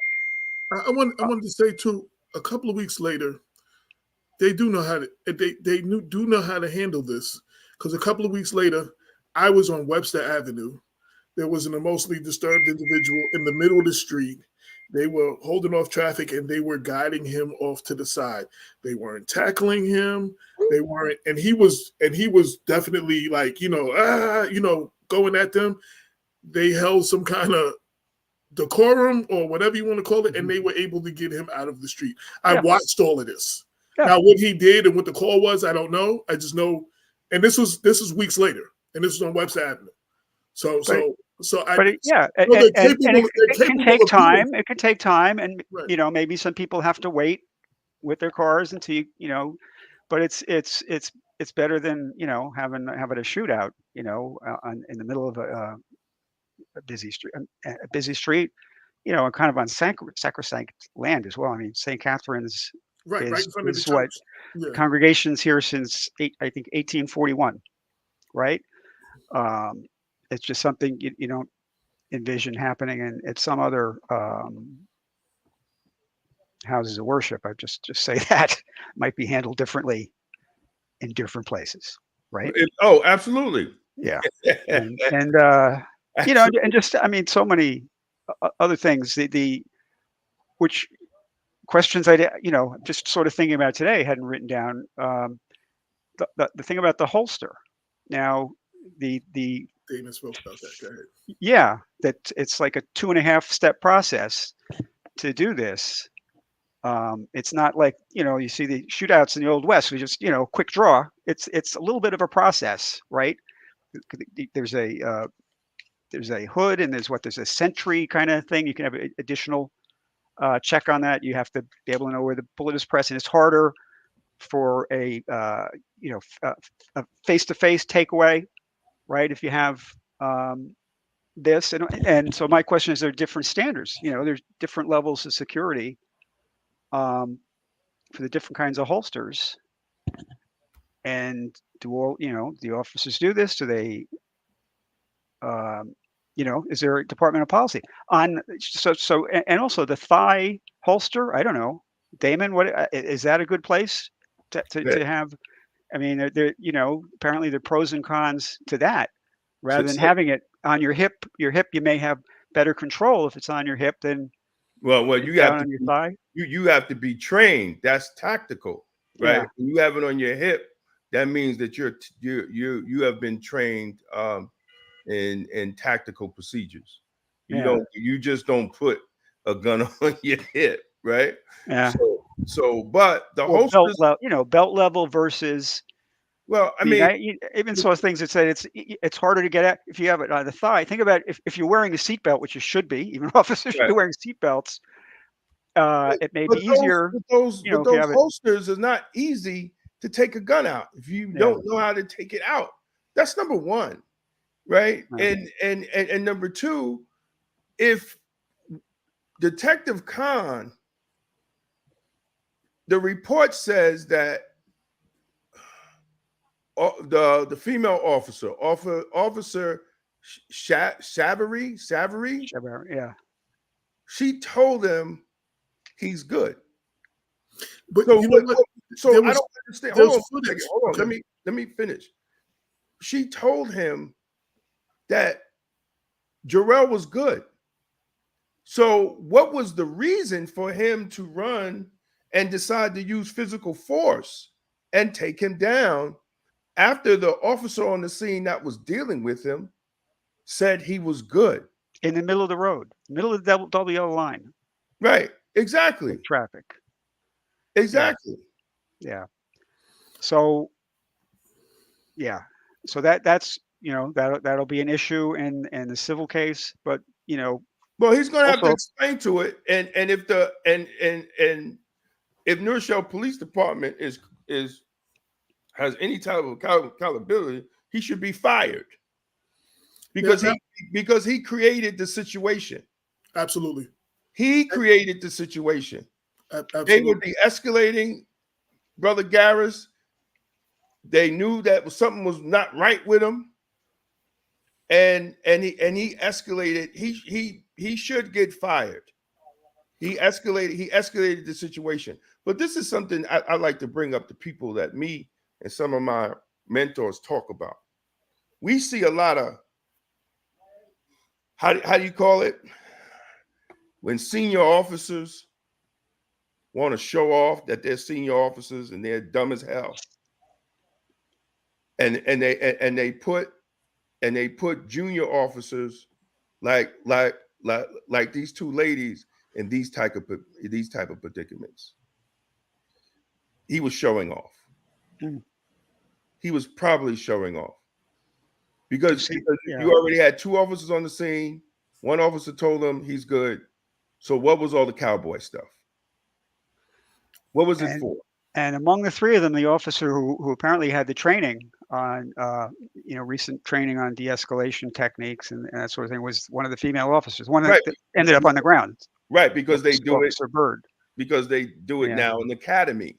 Yeah. So they were like the new generation, officers that get the de-escalation training. And this guy probably didn't get it because he's a detective, so he had to be there a couple of years before. And for some reason, police departments cannot train 120 cops in 1 year. I don't understand that, because corrections, we have 800 and we get training every year. So if you can't train 100, 120, 150, then there's something wrong with your management, something wrong with your training unit, something wrong with your commissioner, something wrong with your chief. So my point as a citizen with some knowledge of inner workings of government at this point is, where do we go from here? And again, I think it's another thing that shows the need for independent oversight of police. And we just had a public hearing a week and a half ago in Rochelle over some kind of independent entity, which unfortunately we're having to work this very hard over this in Rochelle because the county won't do it. The political will is not there to do it. And, I won't go into that as much here, but if people want to ask me what to, how do we get something like this? I'll tell you, you got to contact your county legislators, contact your county executive, deputy county executive. I'm fairly certain from knowing how the place runs that if George Latimer or Ken Jenkins told county legislators that we really want on a county level an independent body that'll be available to all the municipalities as a shared service, it would get done, and it would be done the right way, which we're trying to do in Rochelle. We're trying to amend what's been proposed to have investigative authority with subpoena power, investigate before the commissioner does, make the strongest recommendations possible. Politically, and by the way New York State law looks, the final say so is going to be the commissioner, but we can make it so that commissioner has to state in writing a very good reason if he doesn't agree, and then political pressure can be applied.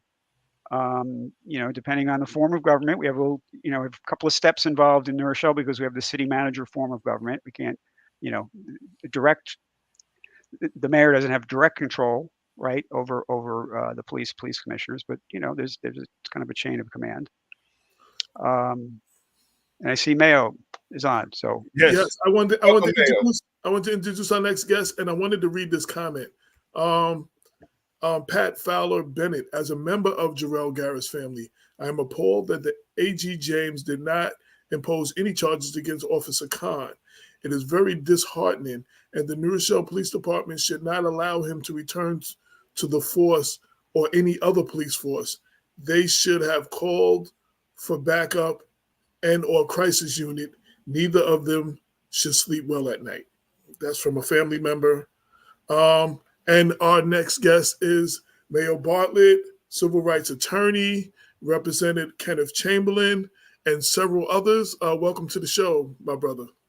Well, thank you for having me. I appreciate it. And thank you, as always, for discussing some of the most important issues that we face that somehow are not covered in mainstream media. There are a number of things that strike me. The first is that, when you read the report, it seems as if everything was fine when the female officers were interacting with Mr. Garris. He was calm. One of the officers said that he seemed to be a little glazed over, and she recognized that, and she modified her behavior accordingly. So instead of barking commands at him, she spoke to him in a more de-escalating manner. Things were fine. And again, we're talking about interaction over virtually nothing. I mean, we're talking about theft, yes, and I'm not minimizing that to say that that's not important, but the value of what we're talking about is very small. Okay, we're talking about, something probably under $100. Under $10, but yeah. Under $10. Okay, so for under $10, somebody's lost their life. And again, I'm not suggesting the store should have people come in and steal anything at 1 penny, but what's an appropriate response, and what are we willing to do over $10 or $20 or $100 or $1,000? But she was fine. Her partner was fine.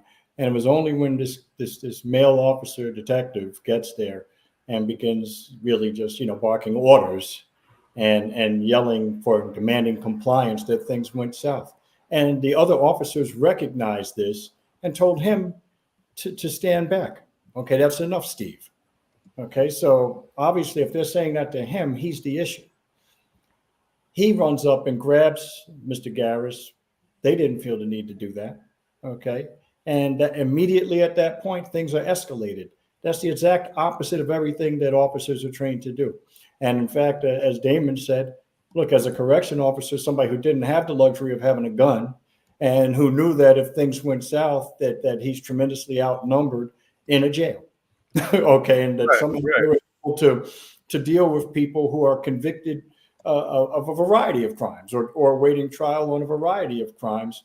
And yet this doesn't happen with any frequency whatsoever. When it does happen, actually, in the jails, it's treated much more seriously than when it happens out on the street with police.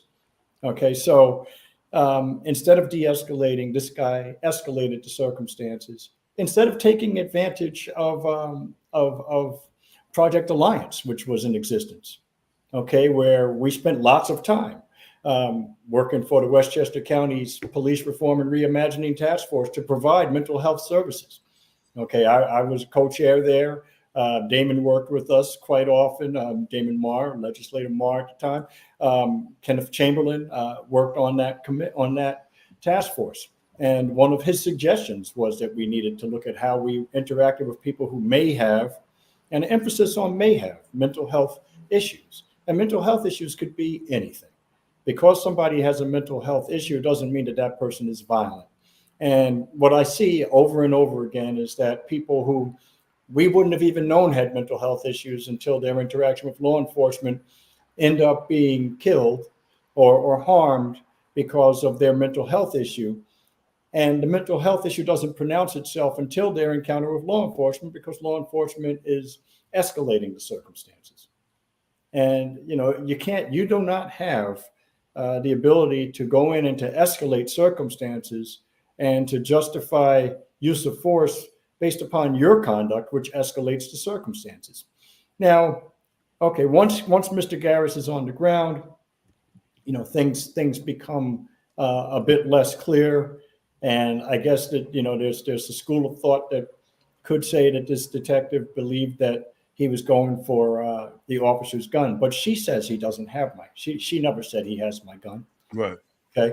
After the fact, she says he doesn't have it. After the shot, he says something about the gun. She said, "No, I have my gun. I have my gun. Not only do I have my gun, but we later learned that the gun is holstered, particularly in a difficult way for somebody to come and take it from her." Exactly. Okay. Now he wouldn't have known that. Okay, and I'm not saying he should be all knowing, but if you're arriving at a circumstance where the officers that are on the scene have it under control, why do you need to insert yourself into that situation? Why do you need to now become the point person when you have no knowledge of the circumstances? So that's a bigger issue. And as a person who goes through different communities every day, as many of us, most of us do, everybody that lives in New York State or in the United States should be deathly afraid, because you may love your police department. Your police department may be really, really great. Okay, matter of fact, 99% of the people in New Rochelle may be outstanding. They could be tremendous. You may love them, but there's always that one guy that's out there who's not great. And maybe they're not a bad person. They're just not well suited to be a police officer. And that's the type of person that can cause you or your loved one to lose their life. And they're everywhere. And when you look at communities like Westchester with over 40 police departments, when somehow New York City is able to get by with one, but Westchester needs 40 with 40 different standards, 40 plus different standards, then it makes it even more likely that this is the kind of thing that happens.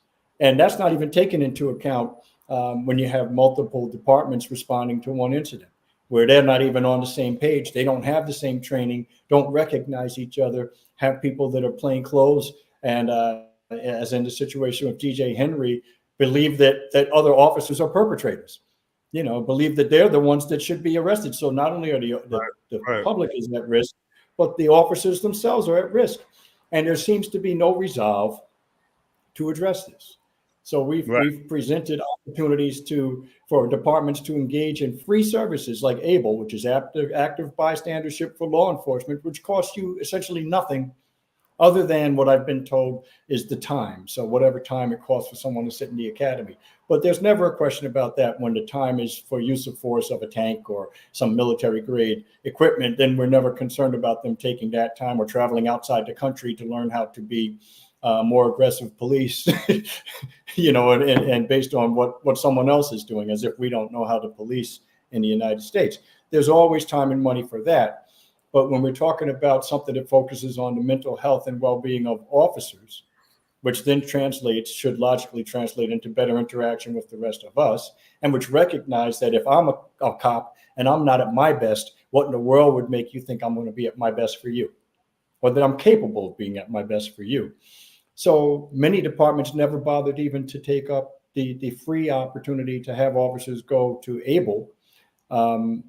There is no... what we had tried to do in the county, at least, was a comprehensive, police review, Office for Police Accountability. And that's been now in the hands of the legislature for, I got to say now, about 3 years, which tells me that it doesn't mean anything. That's what it tells me. And I think I would be a fool if I believed anything other than that, because I watch rapid responses and knee-jerk responses to somebody writing a slogan on a wall in magic marker, and everybody seems to be able to go out to condemn that. But yet when people are shot, you don't see any elected officials running out saying, oh, gee, this was terrible. That never happens, ever. And so it just makes you wonder. And when we're constantly told who we need to support and why we need to pour money into a particular party, I really don't see how that could be true. I can't really see the difference at all. And I'm starting to think that when, for instance, I drafted an expungement bill for New York State, because New York State doesn't have expungement. And I was constantly told we're moving too far.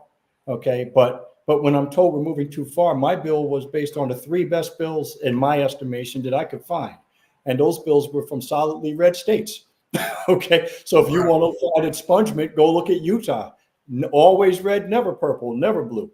You go look at Kansas, go look at Arkansas. All these places we're told are so terrible, which are a lot cheaper than living in New York. And somehow they're able to expunge the convictions of their citizens. And the governor's never looking over their shoulder trying to figure out who's going to run to the right of them saying they're soft on crime. They're doing this not because they're and these are the same people who say, hey, vote for Donald Trump. So look, believe me, these are solidly red MAGA people. And they're willing to overlook 34 convictions of felonies, but they know that it's good for the people of Utah to have a path back into the community.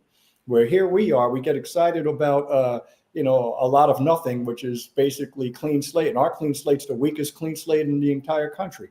It still doesn't include expungement. It just gives you sealing. Well, when someone asks you, have you been convicted of a crime? You still have to answer it honestly. You still have to say yes. If you say no, then they're going to say that if you're applying for a job with the government, they're going to charge you with the felony for offering a false instrument for filing because you're lying, right? So I'm really at this point at a loss, and I tend to subscribe to the philosophy that if we have criticism, we ought to have a solution, or at least work toward a solution. And we still do that. But it's amazing how there's always a paralysis when it's time to do something for the actual people. And Damon, we've spoken about this frequently, that I, look, I'd love to see one party called People Before Politics, where you could get the 99.9% of the people who all are in the same boat, whether it's the white person that's living in Appalachia and struggling with opioid addiction, or maybe they're not, but a lot of people in the community are, so it makes it tough for them. Or it's somebody that lives in an inner city and maybe black, brown, or maybe white as well. And people who are not multimillionaires and billionaires, who all have to struggle and hope that one day they can retire if they have a job, who hope that they can get their children decent education that might lead to something that's AI proof, who have to hope that their interaction with law enforcement's decent and that maybe one or two of the police can afford to live in their community. So we never have money for that. We're always Right. how are you going to pay for that? Okay, but if there's a missile to be purchased someplace, there's always money for that. There's never a question about how we finance that. Okay, so how are we going to get basic health care to people? And Mr. Garris shouldn't have struggled with the police. I can't imagine one person who's watching this, or the multitude that are watching whatever they're watching, who would think it was justified to have their loved one shot and killed because there's boiling water in a pot, or because they got upset and they were loud, or, oh, he's a big guy, what else did you want? Those excuses are given to us routinely. And as we know, it's not limited to Black people, because as we know, we've done many forums where we have video of white people getting their faces smashed into brick walls. And generally, it's poor people that don't have the ear of an elected official and can't write a $25,000 or $25 million check.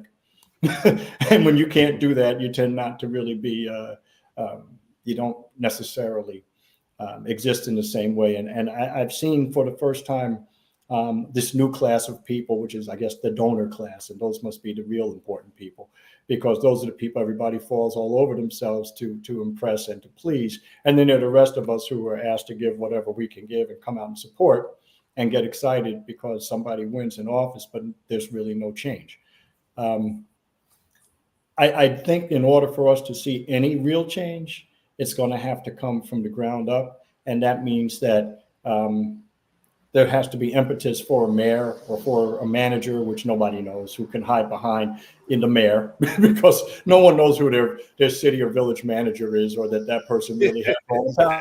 Okay, but we need to educate ourselves. And of course, as you know, they don't want us to be educated, because then you can't have what we have. An educated population doesn't accept the government that we have. And if you look, in my humble estimation, all over the world, it's the same thing. So wherever you look, if you won't see it if you're looking at Fox, MSNBC, or CNN, because they just tell you pure nonsense. Okay, they tell you about football, and they tell you, about the election and polls and something that really is inconsequential. And they won't even talk about real issues that should be concerning us with respect to the election.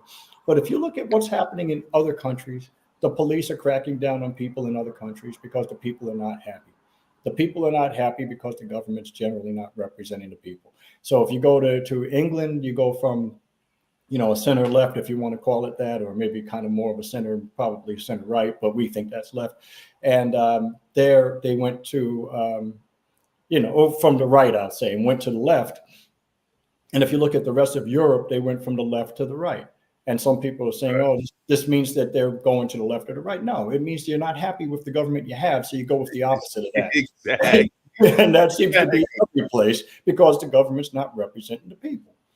And these are simple things that shouldn't be difficult to understand. And it's not to say that police don't have a difficult job. It's not to say that they're not going to make honest mistakes.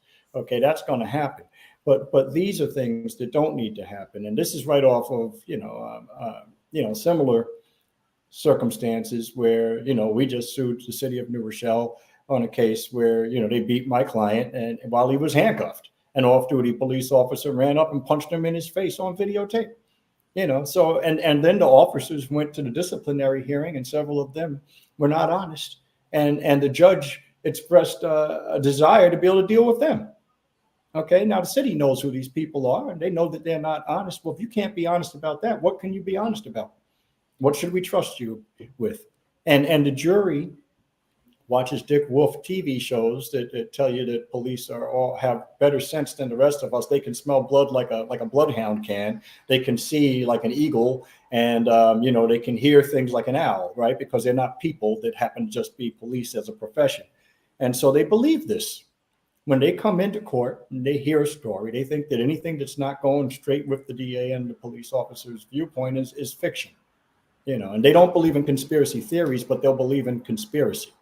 So you'll have a real problem if you go into court and you contradict what the people say. That problem will come quite often from judges. It'll come from your jurors. The judges and the DAs don't even have to do anything. The police don't have to do anything, because before they even come in the door, you're met with skepticism. So if you look at the United States Department of Justice under President Obama, Kennedy, I forget the gentleman's first name, but anyway, he said that he couldn't find any wrongdoing in Mr. Chamberlain's case, where the police called him a nigger on tape. Right. Okay, and they couldn't find that was a bias incident. They couldn't find that was a hate crime or anything like that. It's unfortunate that it was used. Okay, and so maybe we need to have a campaign to redefine, racism. I mean, there seem to be other campaigns to redefine terminology, but if you can't do that under Obama, well, what hope is there in the Department of Justice for anybody, period? I mean, Joe Biden, Donald Trump said after the debate, which led to Kamala Harris becoming the candidate, at one point, Biden said he had defeated Medicaid. Okay. And when he said he defeated Medicaid, they asked Trump what he thought about that. And Trump said I don't know what he's talking about. And I don't think he knows what he's talking about. Right. Okay. And he took the foot off the gas and stopped attacking Biden at that point. Now, and then he said, well, if after he was no longer the candidate, he said, well, how can he still be president? Well, that was actually a very good point.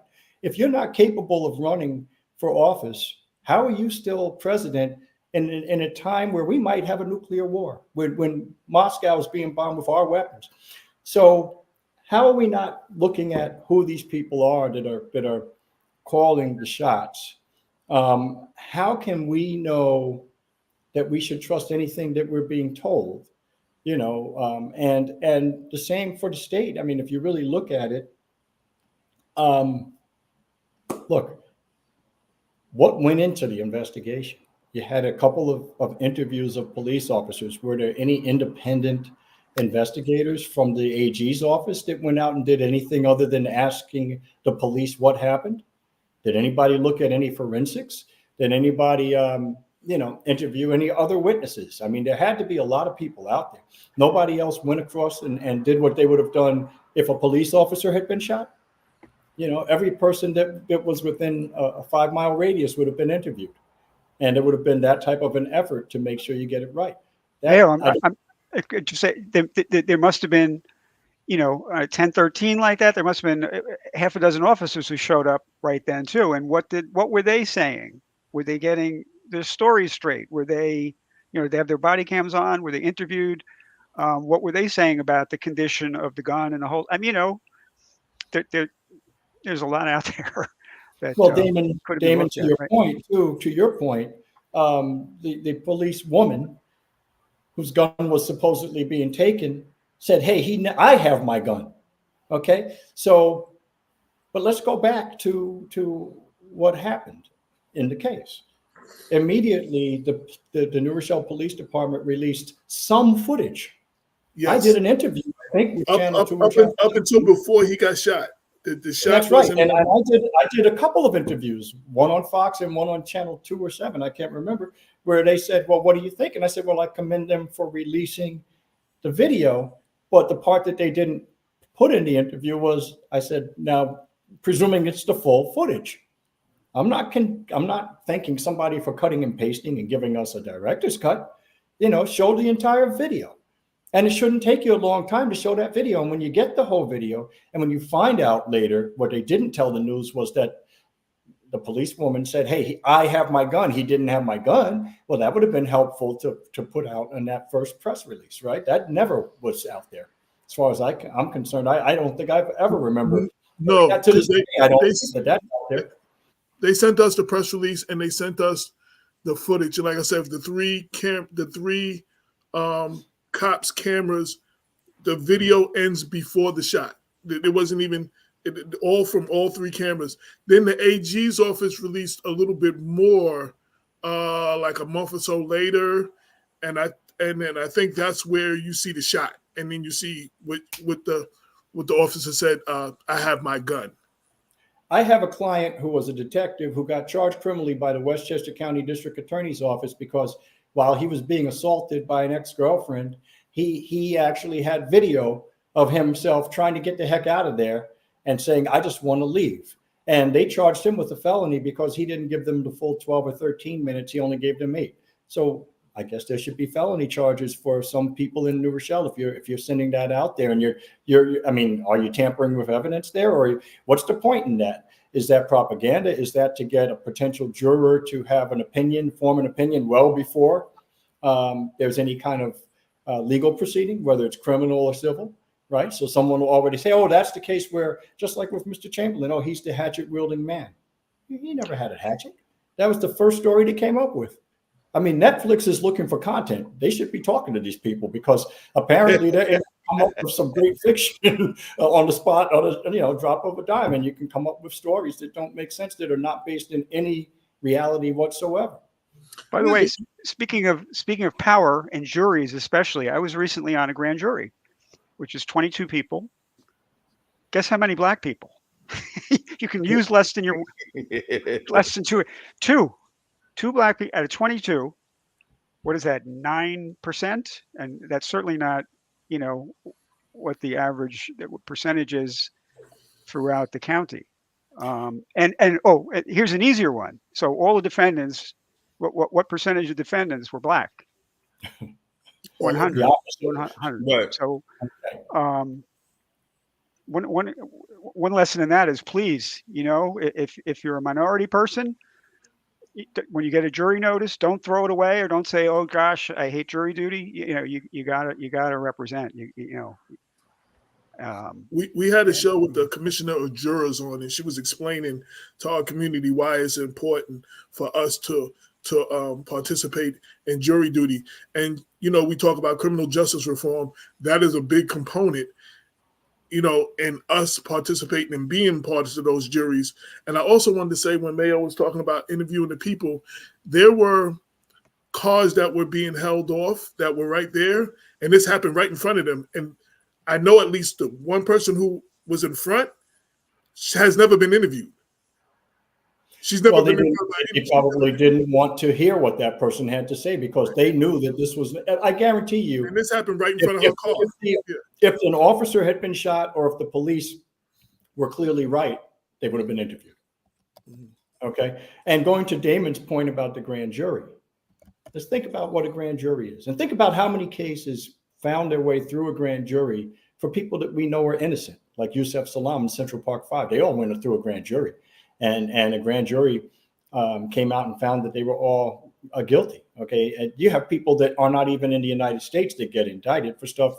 I mean, when they weren't even in the country, so a grand jury is housed in the DA's office. Well, it shouldn't be there.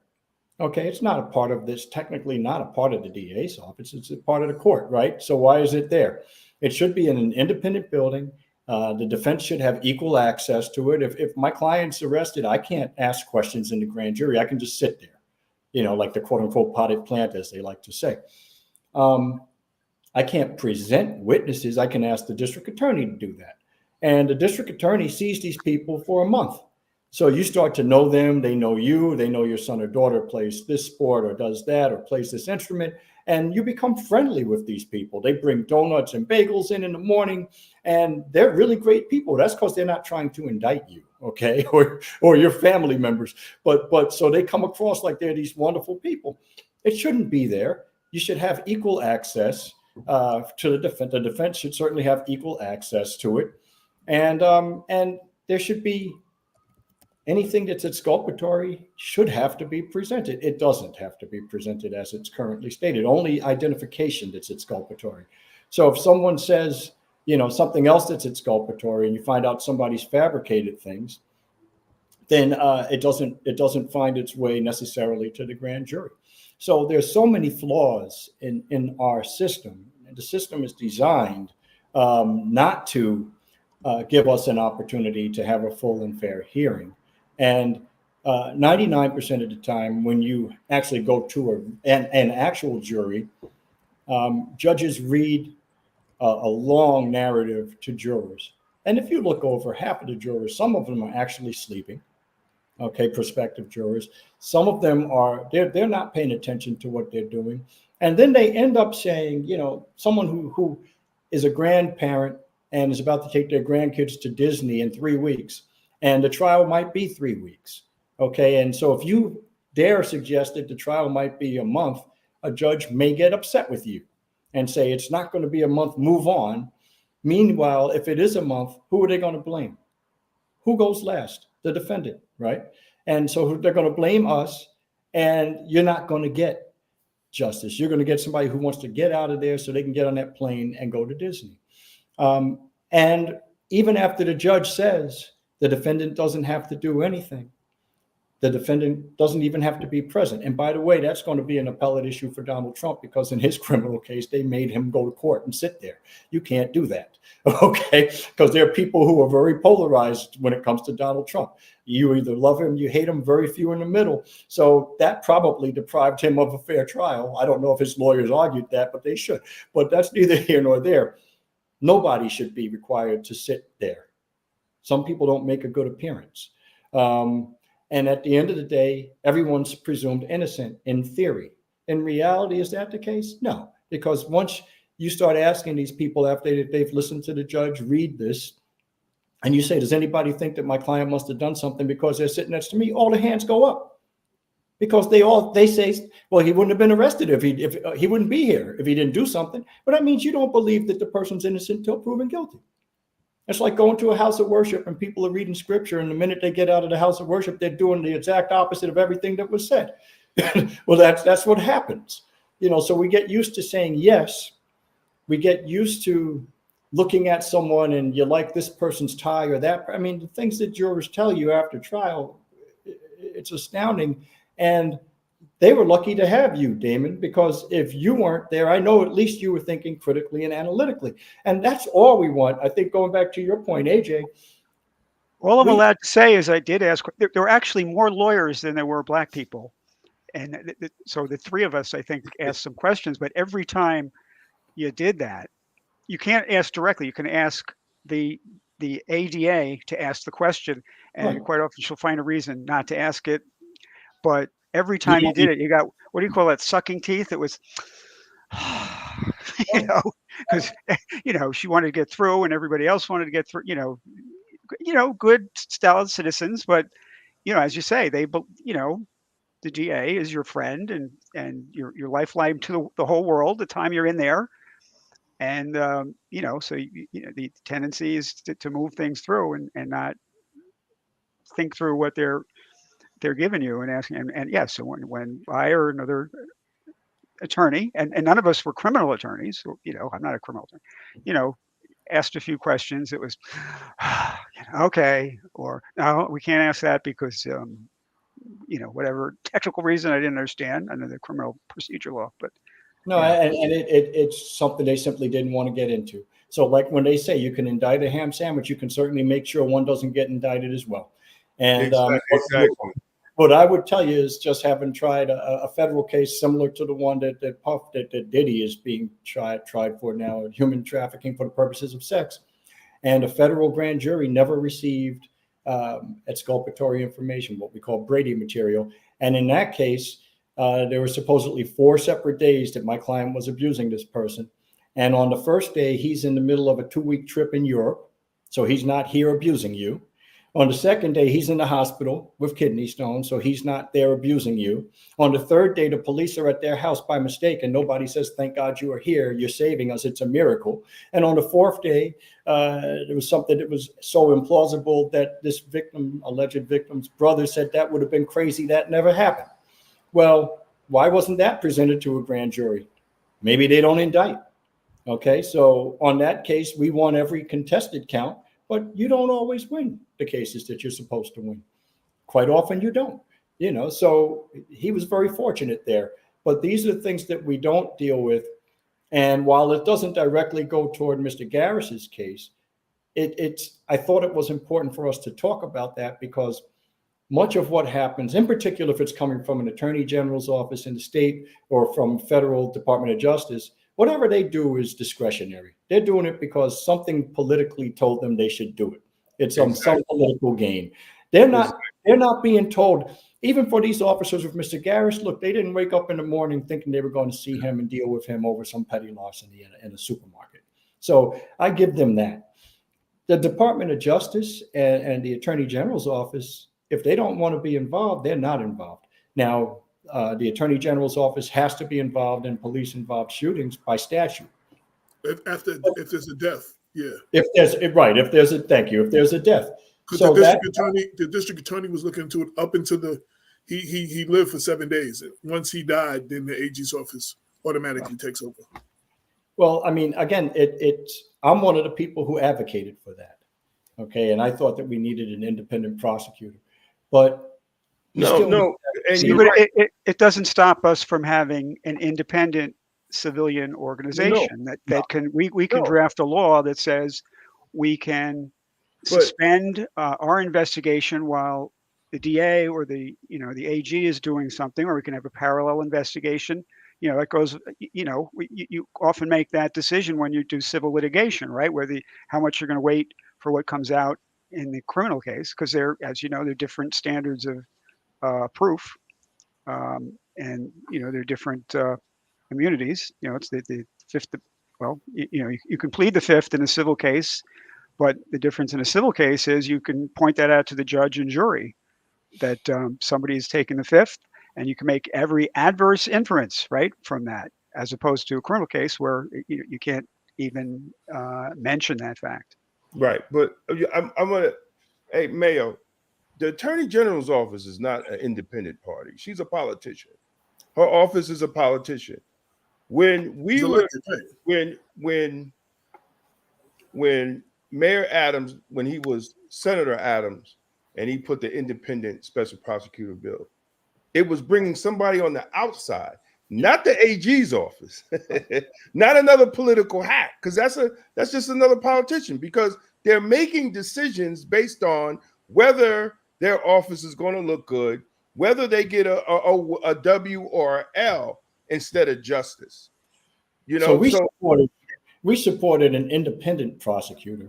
Right. And if there was going to be an independent prosecutor, that person has the resources necessary, a separate independent office, not elected, not somebody that's easily pressured by whoever appoints them, Exactly.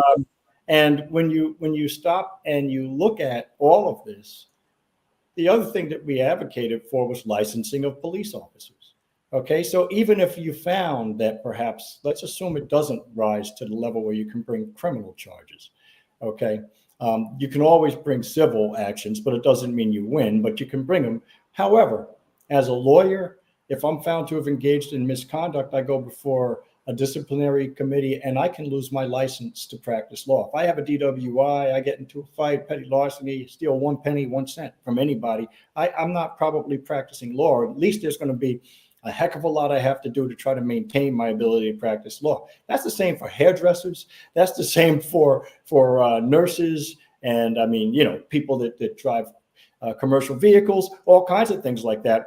So what should certainly exist is police at a bare minimum should have to have that same licensing requirement, so that even in a circumstance like this, you don't just walk back to your job. Because if you're found to have not maintain standards, the minimum standards necessary to safely be a police officer, then that job should be taken from you. It's a privilege. It's not a right. Just like your driver's license is taken on a DWI or you speed too many times. If you're a teacher and you engage in misconduct with a student, even if they don't arrest you and charge you, you will lose your job. And you don't go to the next police department because in order for you to go there, you have to have that license. If you lose that license, then that means you're not going to be an officer in New York State anymore. Right. So I want to say, Black Westchester has been in touch with the father, and he was under the weather today, so that's why he couldn't make it. But and other family members, and they will be letting us know what their next plans are. So we will be continuing to cover this case. We will continue to bring you when they decide how they want to proceed. We will bring you that. So we're on top of that, and again. Shout out to the family, man. Yeah, absolutely. Go ahead, Damon. Brother Damon Maher, man, I'm going to be sending you a letter from Black law enforcement so you could give to whoever need to have it in New Rochelle that Detective Khan should be fired. And so a good platform for that, where I also have the points involving a strong independent police board will be New Or News. Yes.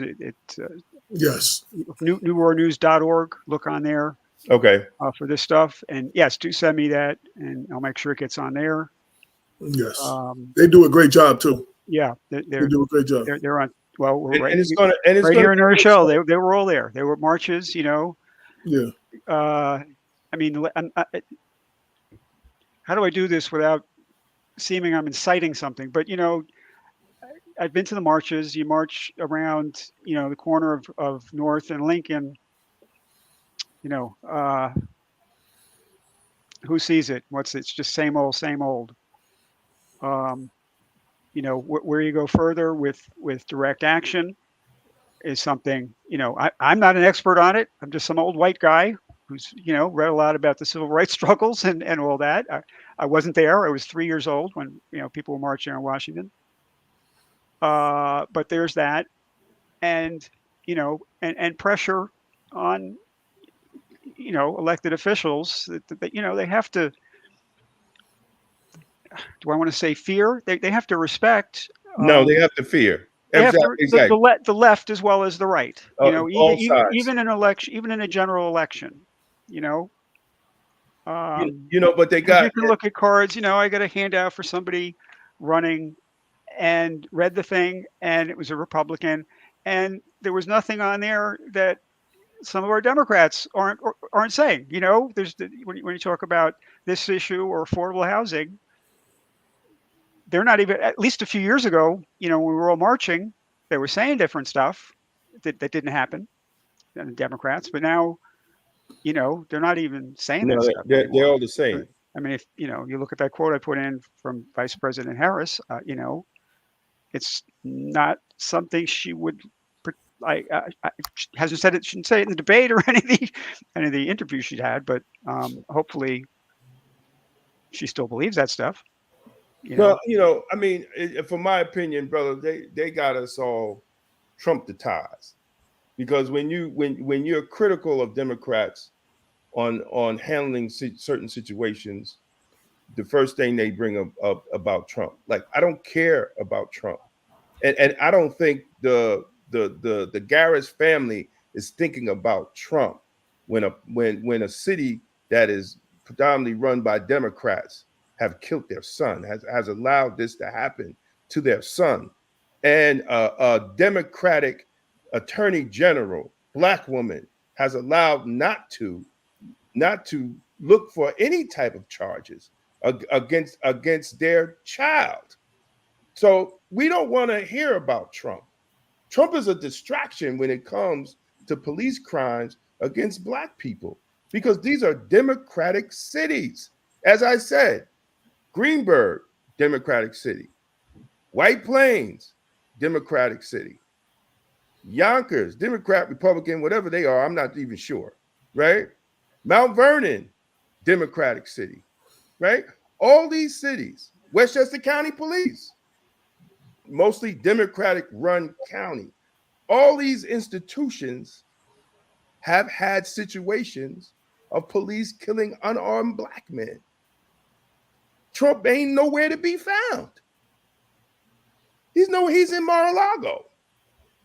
So when we sit here and we get filled with this political nonsense, but locally we don't see justice. As I said, black people, really, the reality is in Westchester, black people don't know what justice really looks like when it comes to police killings of unarmed black people.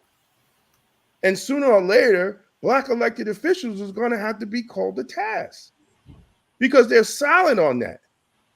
But when there's a swastika on a dumpster, ain't hurt nobody. It's just a swastika on a dumpster. The dumpster ain't got a heartbeat, right? The dumpster ain't called police. The dumpster gets shot by the police. It's standing room only. It's standing room only. We couldn't get a politician to stand with us for Kenneth Chamberlain Sr. They gave all type of excuses not to come out. Other than you, Damon, we ain't talking about you. we're talking about the ones that it's standing room only. And you see where I am now, right? right. And even black pastors, we couldn't even get black pastors to come out. We couldn't black pastors to come out. And Jamal came out. Jamal came out. You see where he is now. Exactly. But let it be a dumpster. The same black pastors that wouldn't come, they stand in room only for the dumpster with the swastika. So when we say Black Lives Matter, first we got to make them matter to us. They don't even matter to us in this political spectrum and dealing with that. When black elected officials do not want to talk about police killing black people. So sometimes should we vote for them? Sometimes should we vote? And then when we question that, we get, you don't want Trump to win, or you don't want the racist Republican to win. But my child just got killed by police under you, Democrat. And you haven't done anything. We have to start thinking. We have to put our thinking caps on, as they used to say in elementary school, and not be so emotional about this politics stuff, because it's literally killing our children. Whoever we vote for has to earn the vote. Exactly. And earning the vote's not just by making a statement or some slogan, it's follow-up. And if you don't do what you said you're going to do, then the simple thing is not even to debate and go back and forth arguing with the person, just vote them out. Don't support them. And you almost have to wonder why some of them are running in the first place. I mean, are you really running? Let's put it this way. Damon has been consistent, period. Okay? Absolutely. And he is here not as an elected official anymore. He's here as what you see is what you get. There's an authenticity there. And we don't quite often get that, nor do we demand it. So if we don't demand it, we get what we get. And then we're always surprised to find somebody that's a Democrat talking about the left wing and the woke crowd and all of that stuff. And it's like they're more critical than the Republicans are quite often, and undermining things that we think we can accomplish, that you spend all this time trying to accomplish. So like a meaningful police reform. And by the way, the people who really love meaningful police reform are cops. Okay, all my friends who are cops, they love real police reform. Matter of fact, when we were talking about the Office for Police Accountability, the most support I got for that was police. Exactly. If you're in a small town, you don't want to be in that small town and they're the ones that judge you, because that's not going to be based on whether you're a good person. It's going to be based on whether they hate you, and if they do, they're going to get you out of there, possibly because you're doing the right thing and rocking the boat. And it brings me back to Chief Tedesco of Troy, New York. Remember, he came down and gave a presentation at the forum we had at Pace Law School. That's right. And he called the FBI in to investigate his department because he was concerned about the corruption in his department. And their retaliation against him was to have a disciplinary hearing into him. And he said, well, you can open mine up to the public. Mine will be on the news because I don't do things like that. I haven't done anything that's wrong. And then all of a sudden they decided to end the inquiry because they couldn't intimidate him because he hadn't done anything to compromise himself. So, those are people that we should be supporting. And when you get good people, we have to support those people, whoever they are, whatever they look like. Those are the people we need to be supporting. And again, going back to the whole concept of people before politics, the people who are trying to do the right thing don't come in a particular shape, size, color, anything else, nationality. They're good people. And if you find those people, we have to embrace and support those people. And if somebody happens to look like me, but they're a monster, don't vote that person in and tell me I've won. Absolutely. I wanted to say, one other thing about Damon Maher, not only was he out there boots on the ground, but he was holding his fellow legislators accountable when they were sending these letters to Minneapolis for recommending that the officers, be charged or whatever it was. And he's like, they sent the first one, I think you signed it, and they sent another one out, and you like, I'm not signing this. Where was all of this when Kenneth Chamberlain was killed? Where was all of this when this one was killed? Where was this when Christopher Ridley was killed across the street? Where was the stuff here? I got people in my district that are being killed, and there's never been a letter like that. And he refused to sign it, and he called all of them out. We need more people like that. Unfortunately, he's not still there, but we need more people like that that's going to stand up to their colleagues in that way. We don't see that. That's not a normal thing. That's a very rare thing. So I just want to give him this problem. But AJ, see, what we should have learned from that is that if we want to get something done, we should be asking people in Minnesota to write Westchester. Right. Just somebody from Michigan to write a letter to Westchester. That's a better response, right? I want, as we come to the close of the show, I wanted to give the two of you chances for any last words, anything that y'all want to get out to address this. Start with you, Mayo. I just think that, number one, please support Black Westchester and support any alternative media that you can find that's attempting to give you the truth.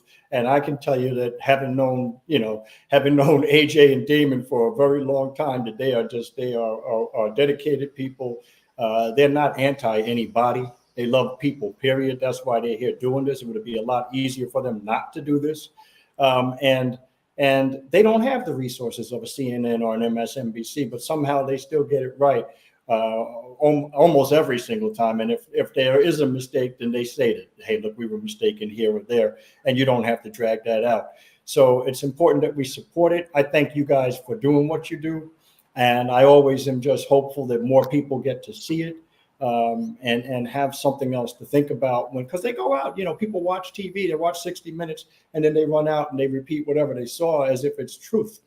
And it's quite often the farthest thing from being true. So I just thank you guys and thank you for inviting me to come. Thank you, my brother. As we celebrate our 10-year anniversary. Yeah, I want to double up on that. Provides a forum. We had a few weeks ago before your break. You heard all sides on that Mamaroneck Village housing thing. Yeah. As it turned out, the forces of the anti came up with a whole nother reason to try to delay it. But at this point, one of the trustees in favor of it, Lou Young, who's a old-time TV guy, TV news guy, called it out and said, "No, we're going to vote." Because the latest thing was a whole plan to redevelop across the street that would have required a couple more years of new planning. And so, sure, Mayor Torres, who you have on, hey, that's a great plan. You work on that after we pass this one. You really think you want to do that. And so they ended up going with the West Tab plan, which has like half as many units as the private, for-profit developer. Which people should be happy about. It would create less congestion because that's always that it's going to be congestion. There's traffic. So when somebody says traffic, I'm thinking, well, the ulterior motives, right? That it's not about traffic. Right. And sometimes they really tip their hand, as they did in this case. The online. The online petition against the housing had 11 points, but I think point number 7 was the test scores are going to go down in the school district. How's Wow. that? Oh, That's not even a dog whistle. That's like Wow. banging a gong, right? To say the kinds of Wow. kids we're going to have, it's going to reduce. So that passed, and and it still has to jump through all sorts of other hoops, but it's a beginning after full dialogue over a year. People complain about the delays. Well, the delays were always brought by those who were opposed to it. So, including a mini riot that happened, during one of them, and all the white people demonstrating against affordable housing should have been arrested. They're doing their civil disobedience thing. Part of civil disobedience is being arrested. If you're in favor of a cause, good, bad, or indifferent, start arresting him. But no, they canceled the meeting, and that was part of a 2 or 3 month delay in this whole thing going forward. Damon, but my point is, you provide a forum. And if you have affordable housing, people who quote unquote back the blue, you should love affordable housing because that allows police to live in your community, right? So the people from the community can actually live there if it's affordable, instead of somebody coming from 3 or 4 counties away to be a police officer in your town and then going back up. So I'm glad you said that, because that's one of the points I make in supporting amendments to make a stronger independent police board. Is let's give incentives, to tax exemption incentives or whatever, or down payment assistance to police officers and maybe other firefighters or whatever, but specifically police officers to live in the city, and specifically in 10801 and 10805 zip codes.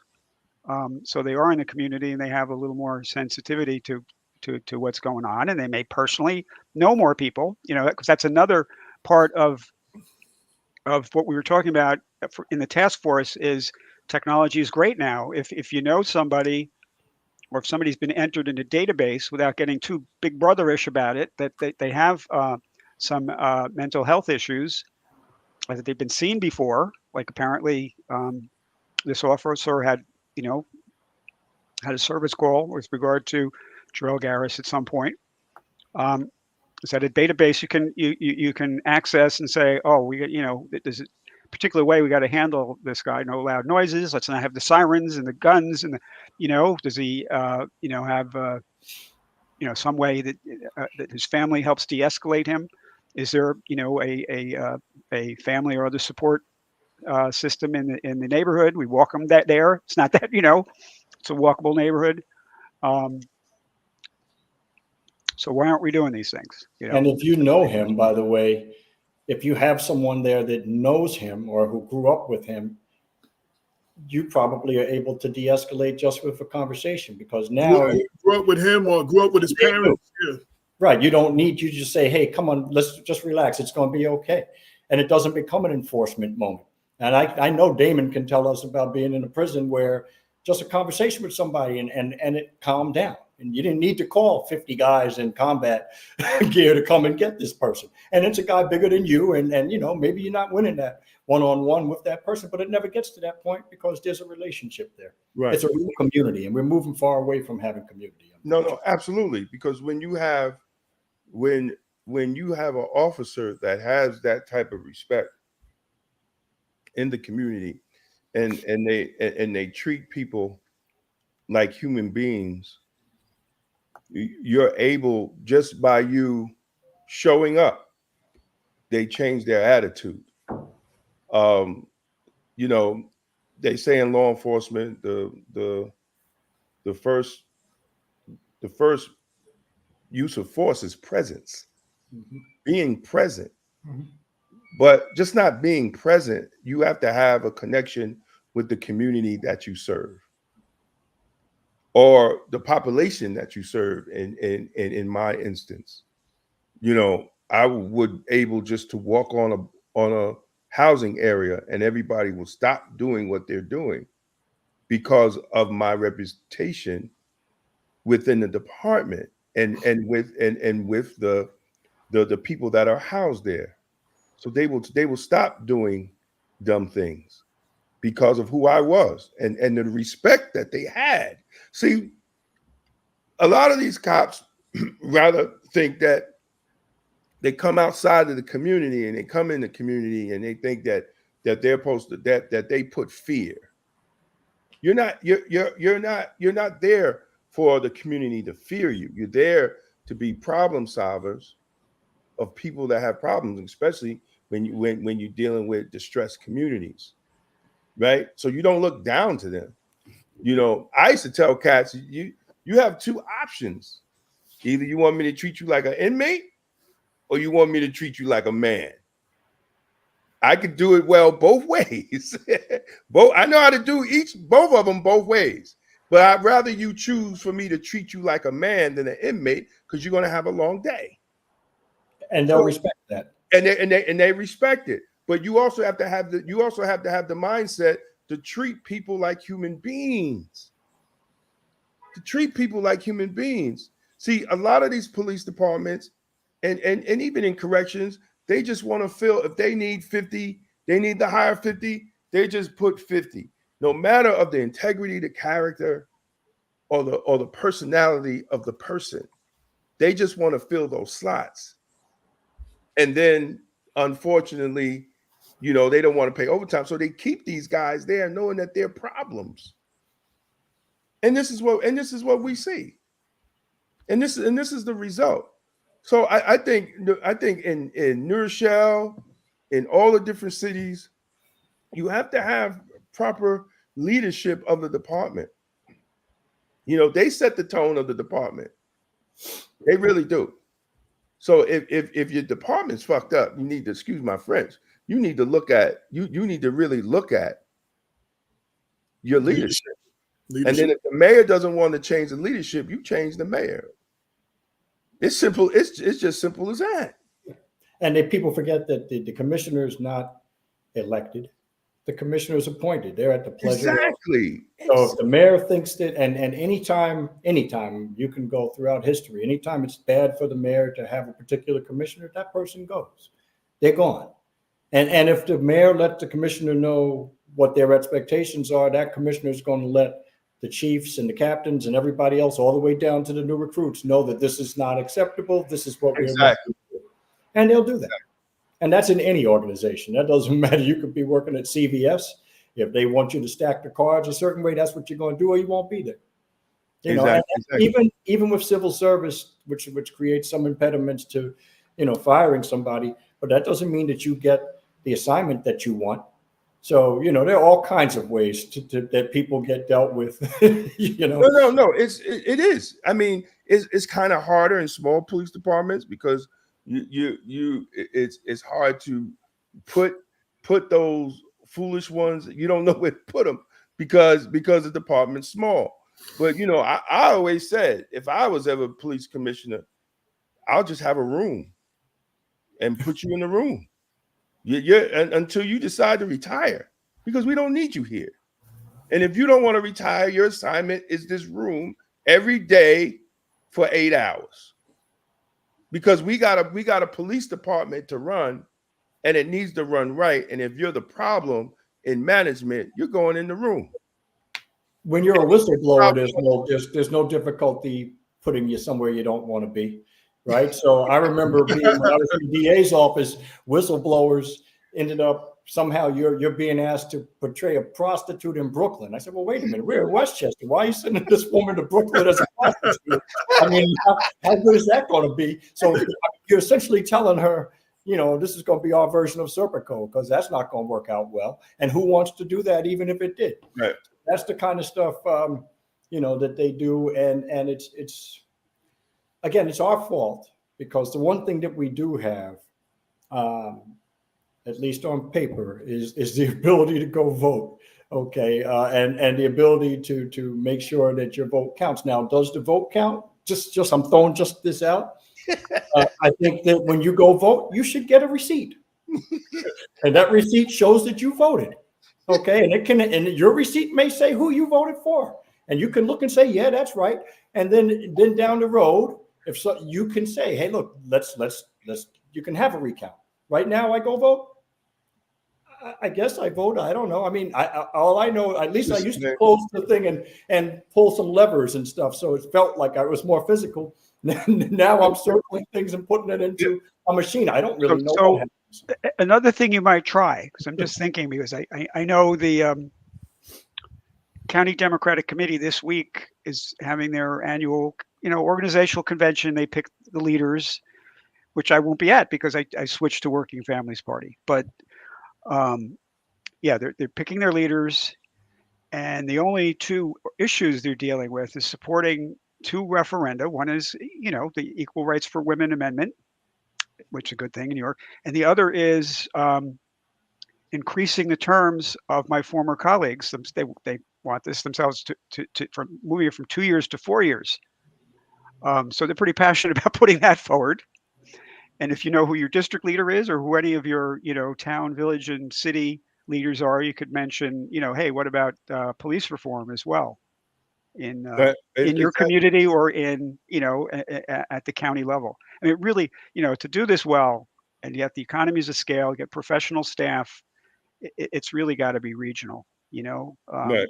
Albany is doing this. Albany city of 100,000, and they use, if they have a really big matter, they have to refer it to independent experts. But wouldn't it be nice to be able to draw on that? Any community that wants to draw on that from the county level. No, it's definitely needed. But I want to go back to what Mayor was saying when I ran for city council in Mount Vernon, and I lost, and people didn't even know I lost. They thought I won. And to this day, now this is maybe 10 years later, I haven't found one person that voted for Marcus Griffith. People literally thought I won. People was congratulating me. And I said, no, I didn't win.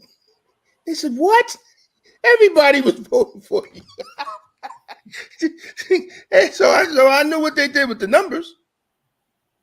You know what I'm saying? Like, we have to, I don't know, man. Like, I really think sooner or later, the people are going to get tired, and we're going to have another type of revolution in this country, because it's not. They don't want to change it. They want to remain in power.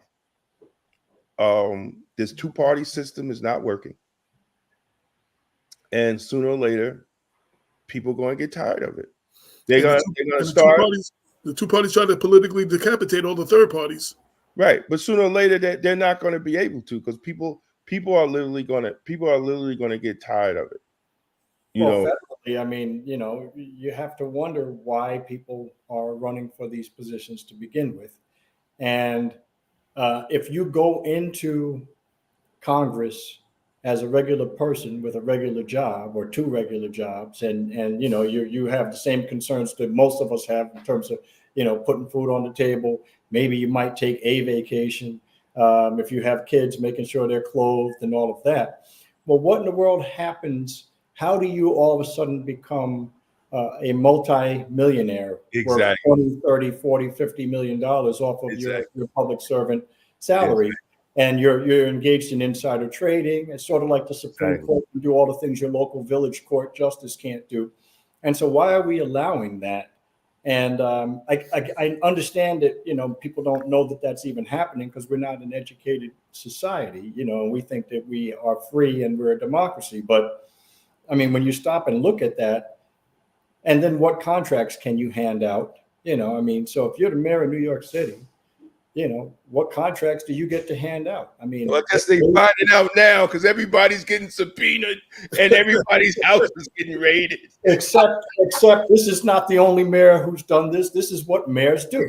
Exactly. The mayor that gets his house raided, and everybody affiliated with him gets the house raided, and then that makes everybody else say, "Well, gee, do you want to be deputy mayor? Why would you want to be deputy mayor? Because does it matter that they don't have a case against you? All that matters is your neighbors watch the FBI descend on your house, put you, your wife, and your family down, face down in the yard, and come out with all the computers."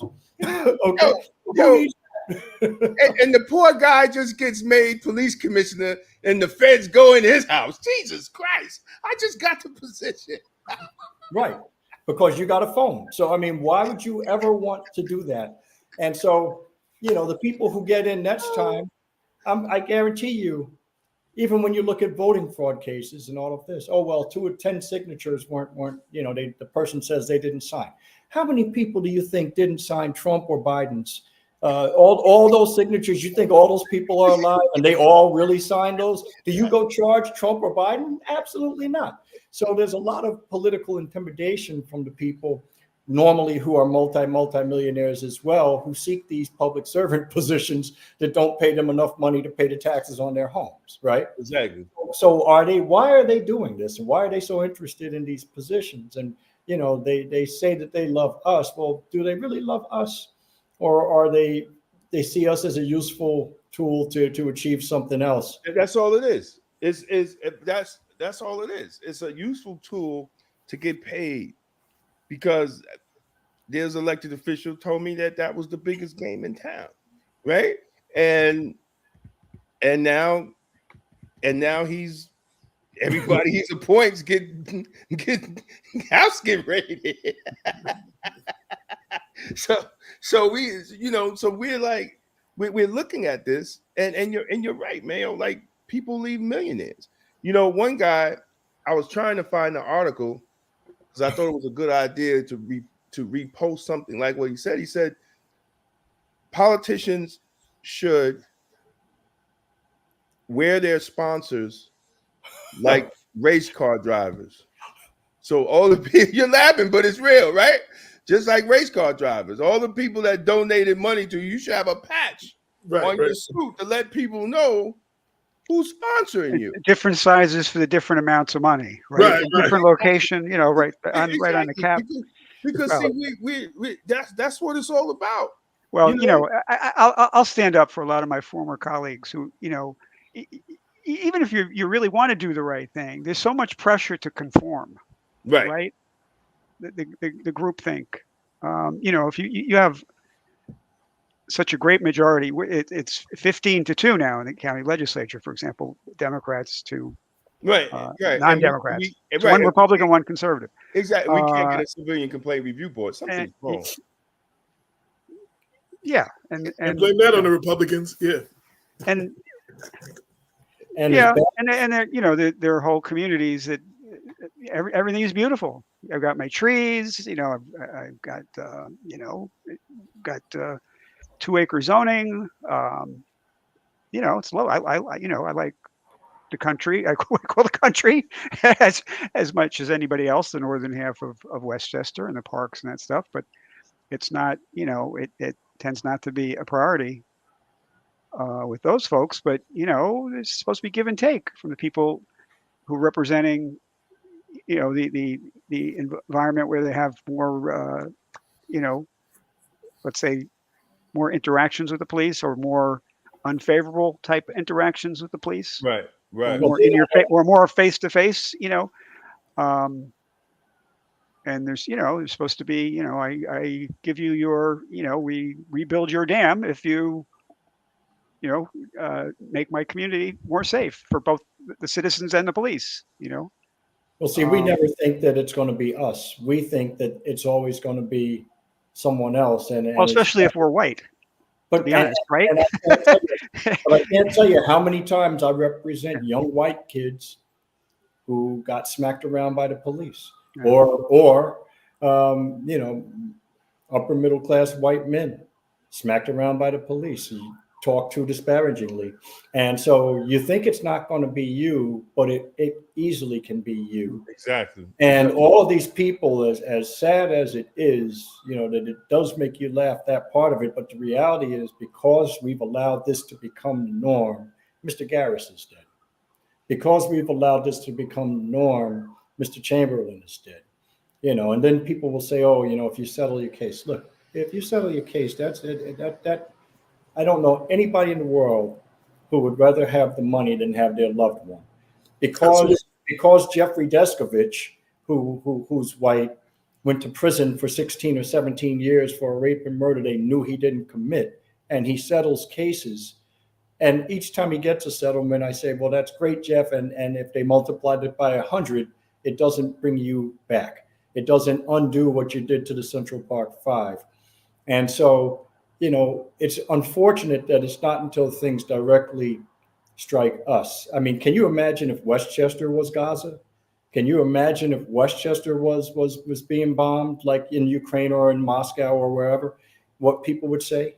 It would be real then, right? But it takes that, unfortunately, for us to really understand. And it takes us losing our job for the economy to be meaningful. It takes our kids getting charged with a felony because they had a fake ID to get into a bar for it to be real. Hey, that seems heavy-handed. But before that, it's, you know, my bumper stickers back to blue and all of that.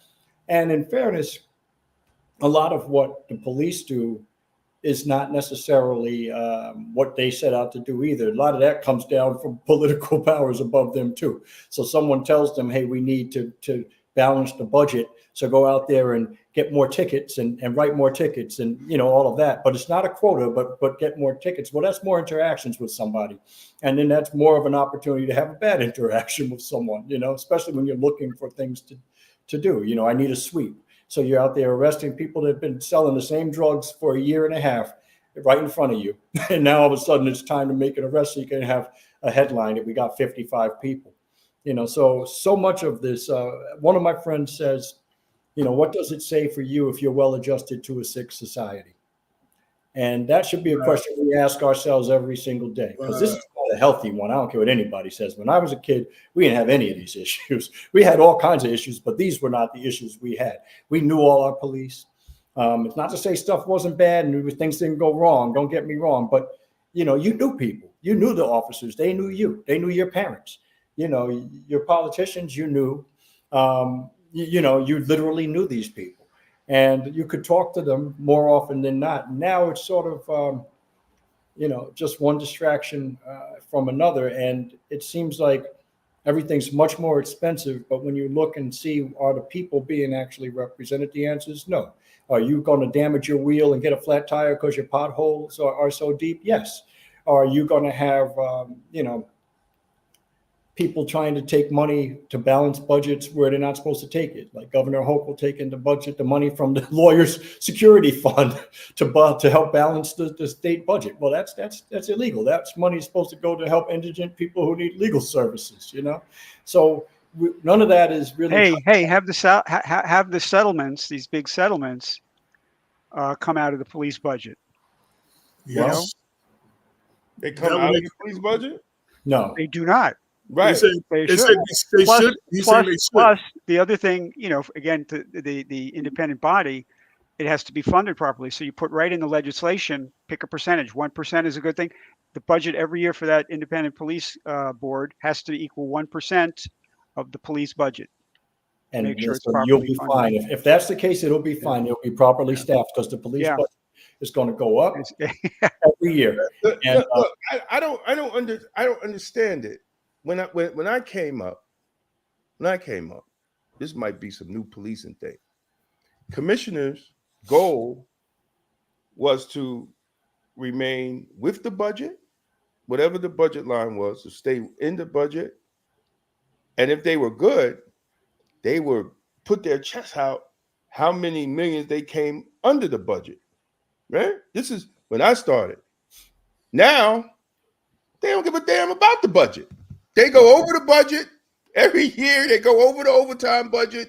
They go over everything, and nobody cares. Nobody cares no more. And how effective is an officer who's on a double shift, for example, going extra overtime? well, Right? That's a question that should be answered, because you see, it was in Detective Khan in this case, to go full circle here. It in passing mentions he was on overtime for traffic, which, you know, we have all this construction going on in Rochelle.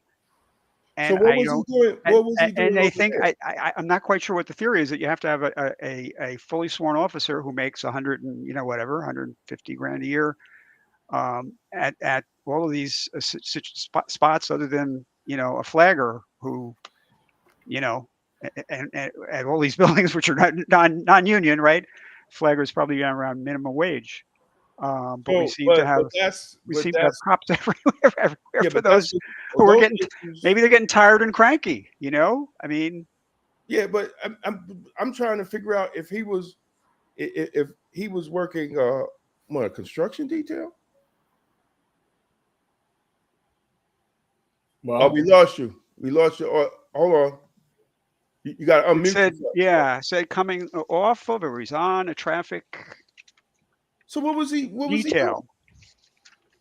So why was he on the Then how did he get involved? Yeah, because he was around the block. So he's already two officers there, and that's a good question. Why does he show up? Well, maybe he was on a special overtime traffic detail at the time of the shooting.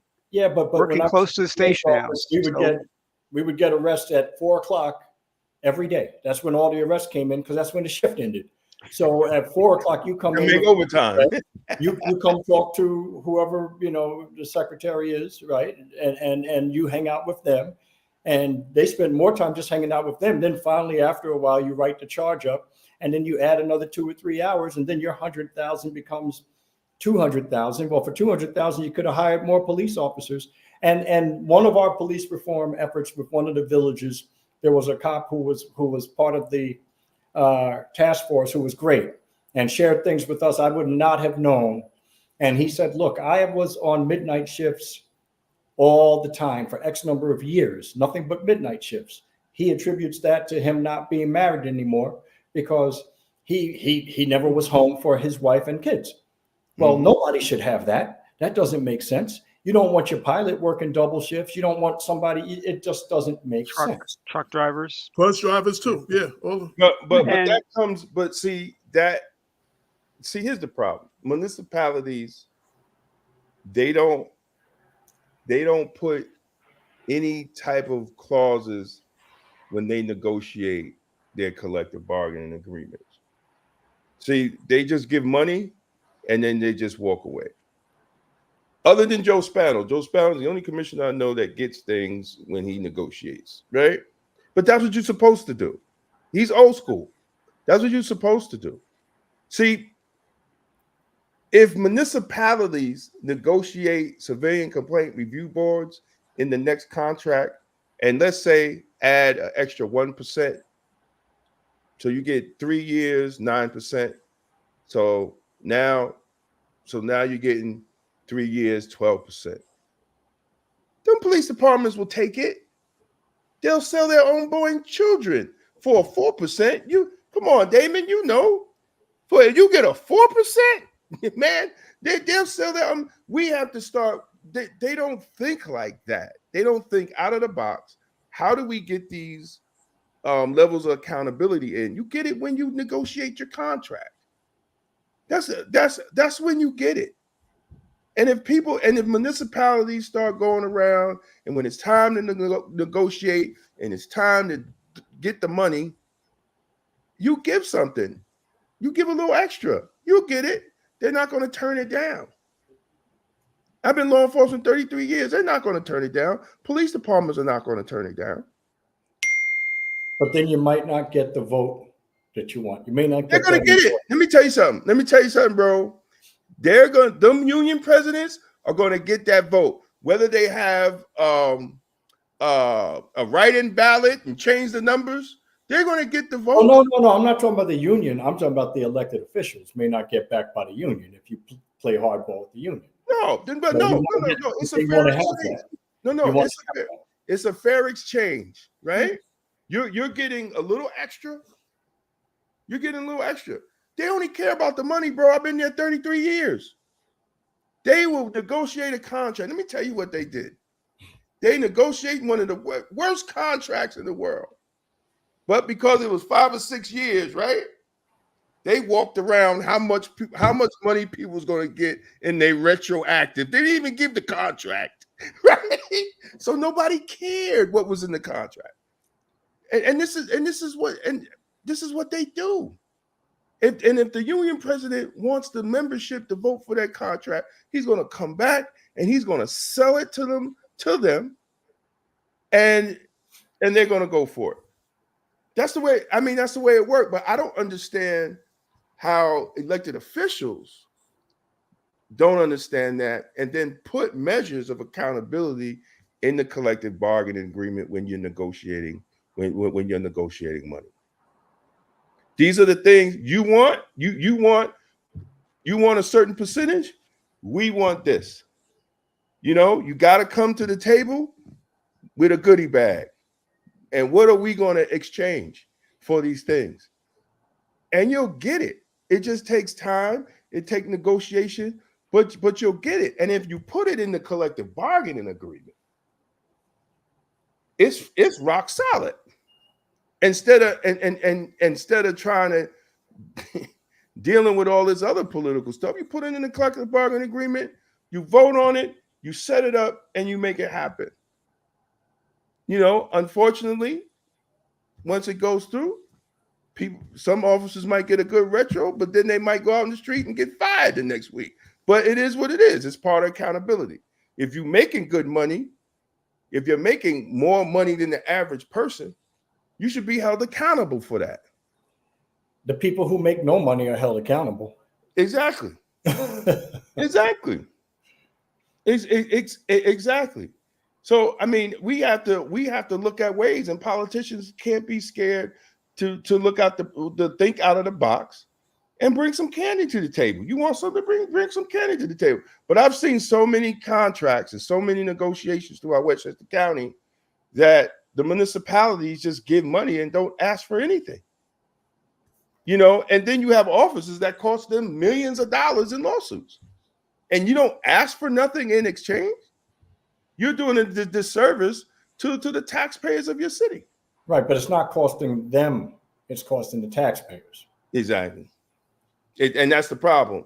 Right. And that they don't care because it's really not their money. But the taxpayers are not educated enough, informed enough to understand that when so-and-so officer end up having the city pay $5 million because he punched this guy in the face that was cuffed, that's your money. It ain't his money.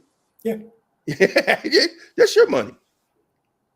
That's your money. And then, you know, cities wonder why they ain't got no money the next year. Maybe stop having all these lawsuits.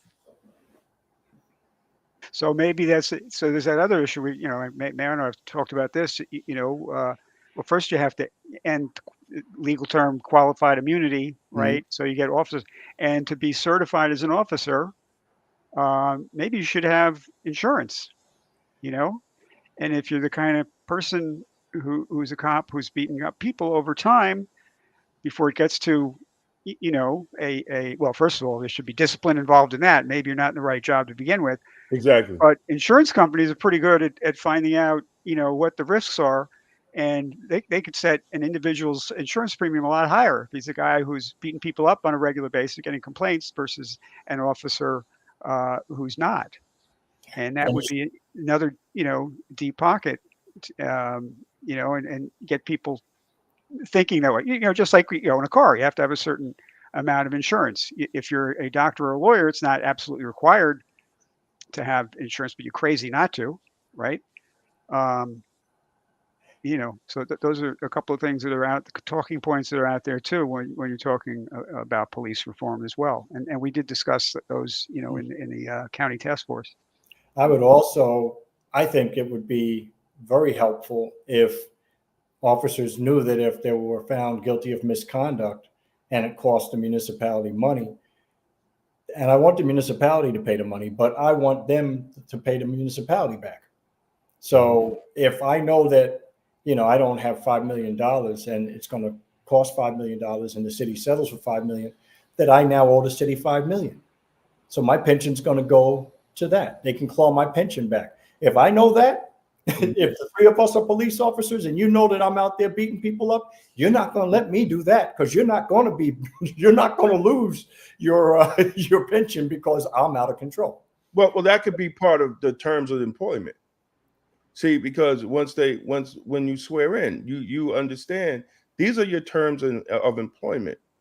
you know, if you're found guilty of violating someone's rights, you're gonna have to pay us back the money that we paid.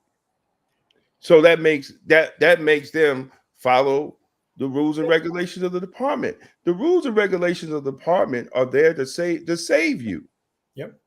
And if you follow the rules and regulations, you ain't gonna get in trouble. You're not gonna get in trouble. Even if something happens, God forbid, if you follow those rules and regulations, you are covered right by the department. But when you step outside of it, if you step outside of it, and you know, and that's what I was saying, even about having a state law of police accountability. If you violate your training and your department's policy and you end up killing somebody, it's an automatic charge. Because clearly this guy here, Detective Khan, violated policy. Well, Damon, when a nurse or somebody that's not a nurse, okay, somebody who's a medical technician doesn't follow policy, and when they're trying to put somebody in a gurney and it goes wrong, they charge those people. They didn't intend to hurt the person in the nursing home. Exactly. Okay? So you know, and it's a device that needs two people, and you try to do it by yourself. You're trying to help the person, but you didn't do it correctly. They charge those folks, and if somebody dies, they charge you.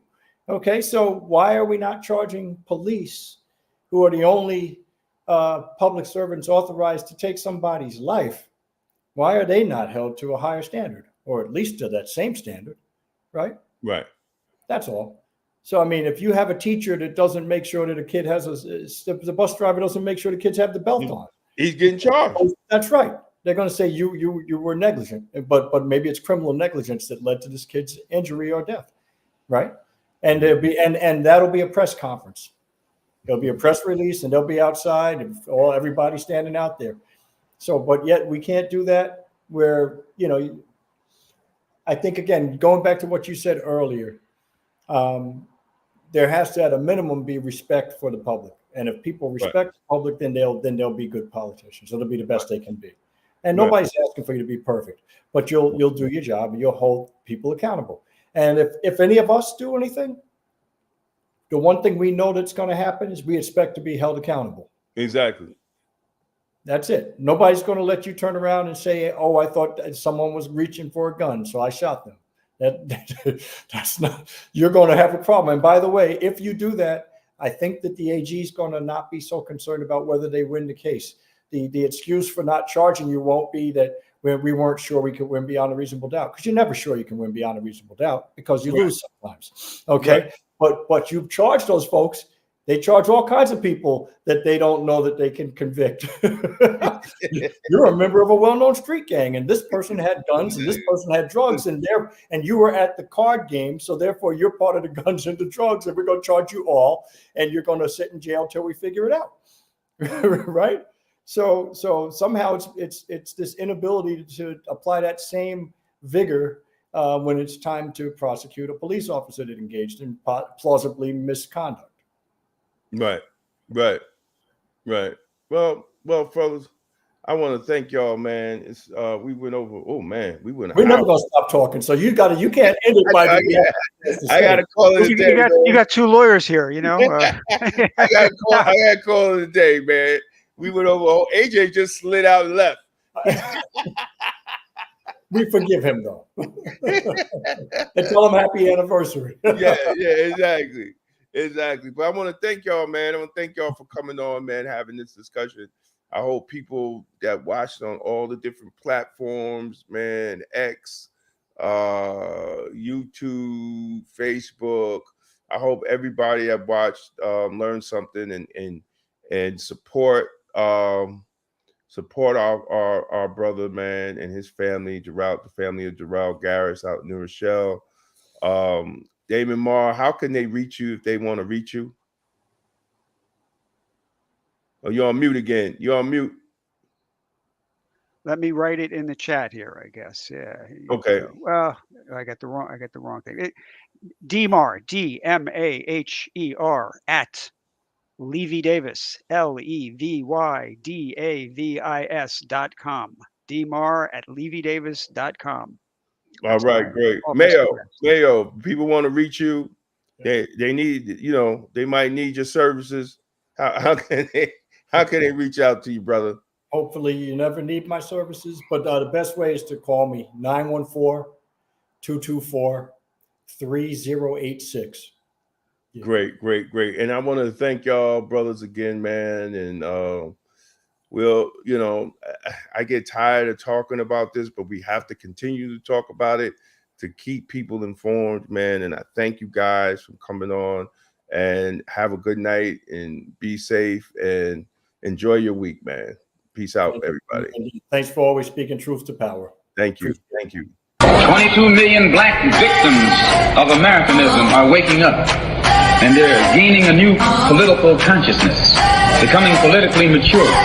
And as they develop this political maturity, they're able to see the recent trends in these political elections. Any minority that has a block of votes that stick together is in a strategic position. Either way you go, that's who gets it. You're in a position to determine who go to the White House and who stay in the doghouse.